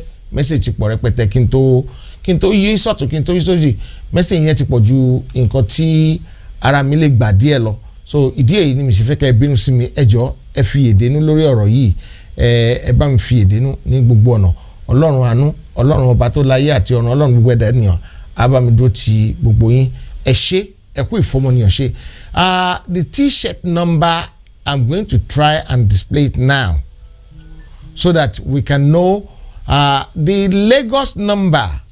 I think I might have to display the Lagos number today for a change. So I might have to display the Lagos number for a change so that it will be very, maybe I will display that in the night when I come back later in the night because of time. The package, Tuesday will be the last day for the red and this cap package. For £35 plus postage and packaging, you can get this one. And then we take it from there. So if you want this cap and this shirt printed like this, if you want to buy it for £35, please send me a message by WhatsApp. Send me a message by WhatsApp. Don't write a lot of story there. Just write £35 on there. 3, 5 and the pound sign is what I want you to write for me, and I will be able to deal with it for you as a matter of urgency. The number to send that WhatsApp message to is +44 734 1234 560. So adejoma ama jonyanju e funra wa àti èmi àti ẹ̀yin ẹ kú ìfọmọnìyàn ṣe ẹ jọ̀ọ́ nǹkan tí mo fẹ́ kẹ́ ṣe jù ni pé ẹ bá mi sọ fún àwọn èèyàn yín nílé nípa Odùduwà nation nípa Yorùbá nation ẹ bá mi sọ fún àwọn èèyàn ẹ sọ fún kékulé kó gbọ́ kó sọ fún tòkó kọkùnrin sọ fún obìnrin kí lágbájá sọ fún tàmẹ̀jù kí ọkùnrin kó sọ fún kí ọmọdé kó sọ fún àgbàlagbà kí ẹ sọ kó kárí ilé Yorùbá nation is here and is here for good ojú òní ti gbogbo wa títí di aago 12 àbọ̀ tí ẹ tún máa pàdé mi lórí ètò èmi ni ọmọ yín ní tòótọ́ tẹ́ bá tí rí ẹja yín gbà ẹ má bínú sí mi I'm sure pé receipt pọ̀ lóríṣiríṣi nǹkan tí mo ṣe send the receipt nìyẹn receipt I fi post lélẹ̀ and I think we still have some few more to post tomorrow Ọlọ́run á fún gbogbo wa ṣe ojú òde ní tiwa the WhatsApp number again is okay, let me just +44 734 1234 560 +44. Yes, you can get it in the United States. I'll show you something quickly.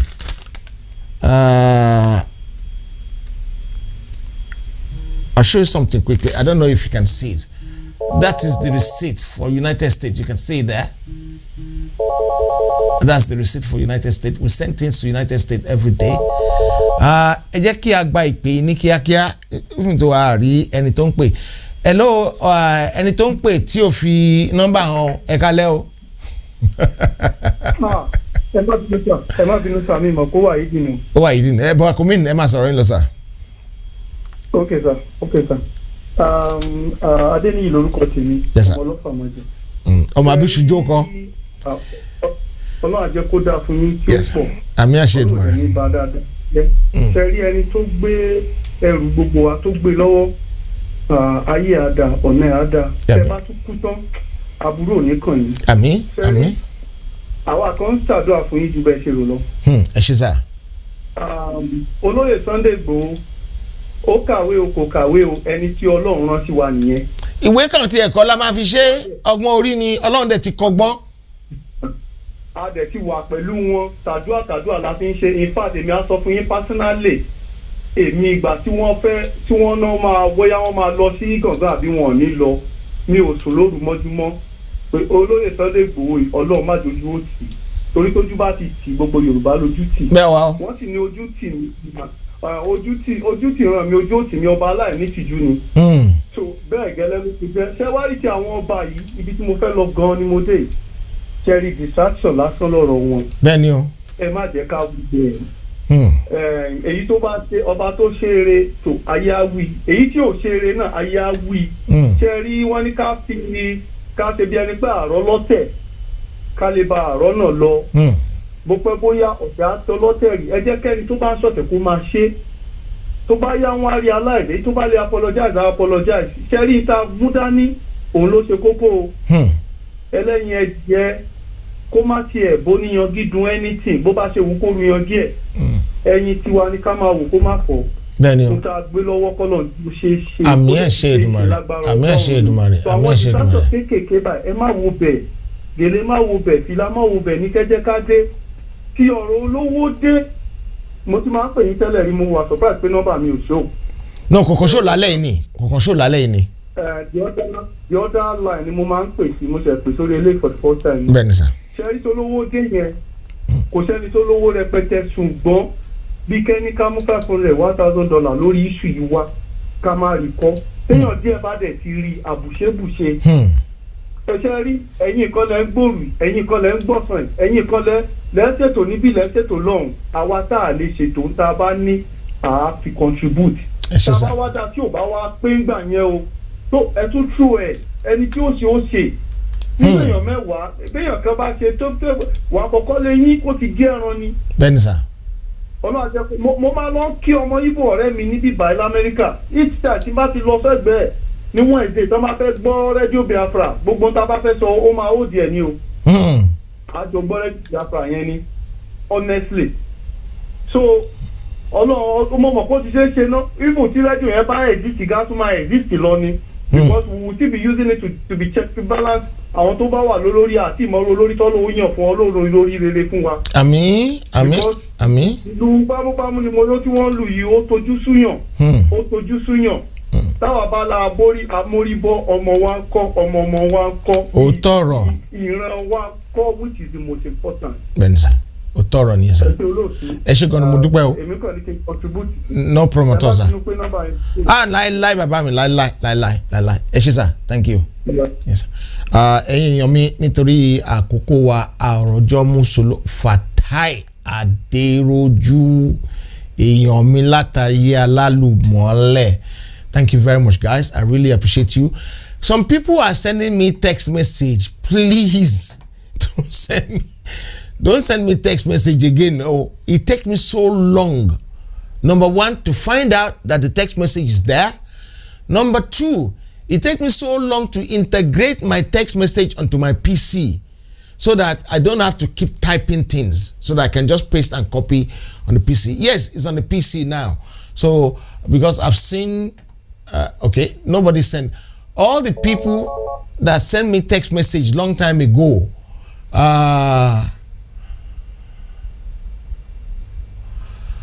all the people that have sent me text message a long time ago, especially from the 13th of this month. Is it the 13th? Yeah. All the people that sent me text messages on the 10th, I need to actually, I saw all the text messages today, so please bear with me. I'm going to deal with it. Babawa Egbonzo Keza, Etwa Lorikono. Hello, sir. Okay, ó dàbí pé wọ́n save number yẹn ni torí ẹ̀ ní òṣèré bẹ́ẹ̀ yẹn. Mo dúpẹ́ pọ̀ lọ́wọ́ gbogbo yín fún àdúró tí yín lé ní. Ojú òní tí yín nítorí pé ẹ̀gbọ́n mi àbí Erelọ́ àbí Kíadé á ní ojú ẹdun kan kì í fọ́. Bàbá ẹ̀gbọ́n sókè ti wà lórí kan náà sà. Hello sir. Hello, ṣé ẹ yóò wà lórí ètò? Mo ṣì wà lórí ètò mo fẹ́ round up níbọ̀ mi lè ignore call yín. Okay, yes, quick one. I mean, because I've been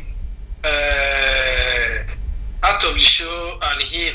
Nǹkan tí mo kàn fẹ́ make a suggestion nípa ti radio station yẹn. Ṣé ẹ lè commercialize ẹ ni? In the sense like some people can just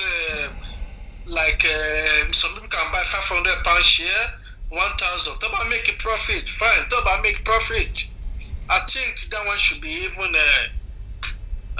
faster way. It's a good suggestion. It's a good suggestion, but before you can commercialize something, you need to have a modality it's very hard to commercialize something when you haven't started. You understand? People need to see your tracking record first before they commercialize it. And when we finally get Oduduwa Nation, we won't need that technology anymore, because there's nobody to hide from. The reason we have to have that transmitter in 5 different places is to make sure that it can carry so much, number one. Number two, nobody can know where the waves are coming from. If everybody to name yẹn wọn kọ, they can commercialize it in the future as well. Yeah. They can turn into another state radio. Okay, it can be done. It just, It's a good suggestion, but somebody is telling me that will be a public liability. That comes with a different ball game. This gentleman knows a lot. He speaks a lot of grammars. I know. Okay, sir. Okay, that's what. Eshegon, sir. We really appreciate it, sir. Eshegon, God bless you. For that, your comment, that will be a public liability. I'm going to try and send you this red T-shirt and this cap tomorrow, so that maybe you will have to come and get it yourself. I don't know, but we have to work it out, and not just for you and your babe. Mo dúpẹ́ pọ̀ lọ́wọ́ gbogbo ẹ̀yin èèyàn wa pé ẹ bá mi ṣe ètò náà lálẹ́ yìí. Ó dẹ̀ lójútùú tó bá di aago 12 àbọ̀ ní agbára Ọlọ́run, a ó tún pàdé lórí ètò. A ó gba ìsinmi ráńpẹ́ láti lọ bẹ̀rẹ̀ ètò àdúrà tí a máa ń ṣe ní alaalẹ́. Títí di ìgbà náà, ire o. Pàápàá jùlọ ní aago 6 ìrọ̀lẹ́ ọ̀la, ẹ pàdé Adégbìtẹ́ ọmọọba. Yorùbá pọ́nbélé ni tiwọn. Yorùbá wọn, mo ṣe sọ lálàkọ́kọ́, Yorùbá wọn jiná ó dóko, Yorùbá wọn múná dóko.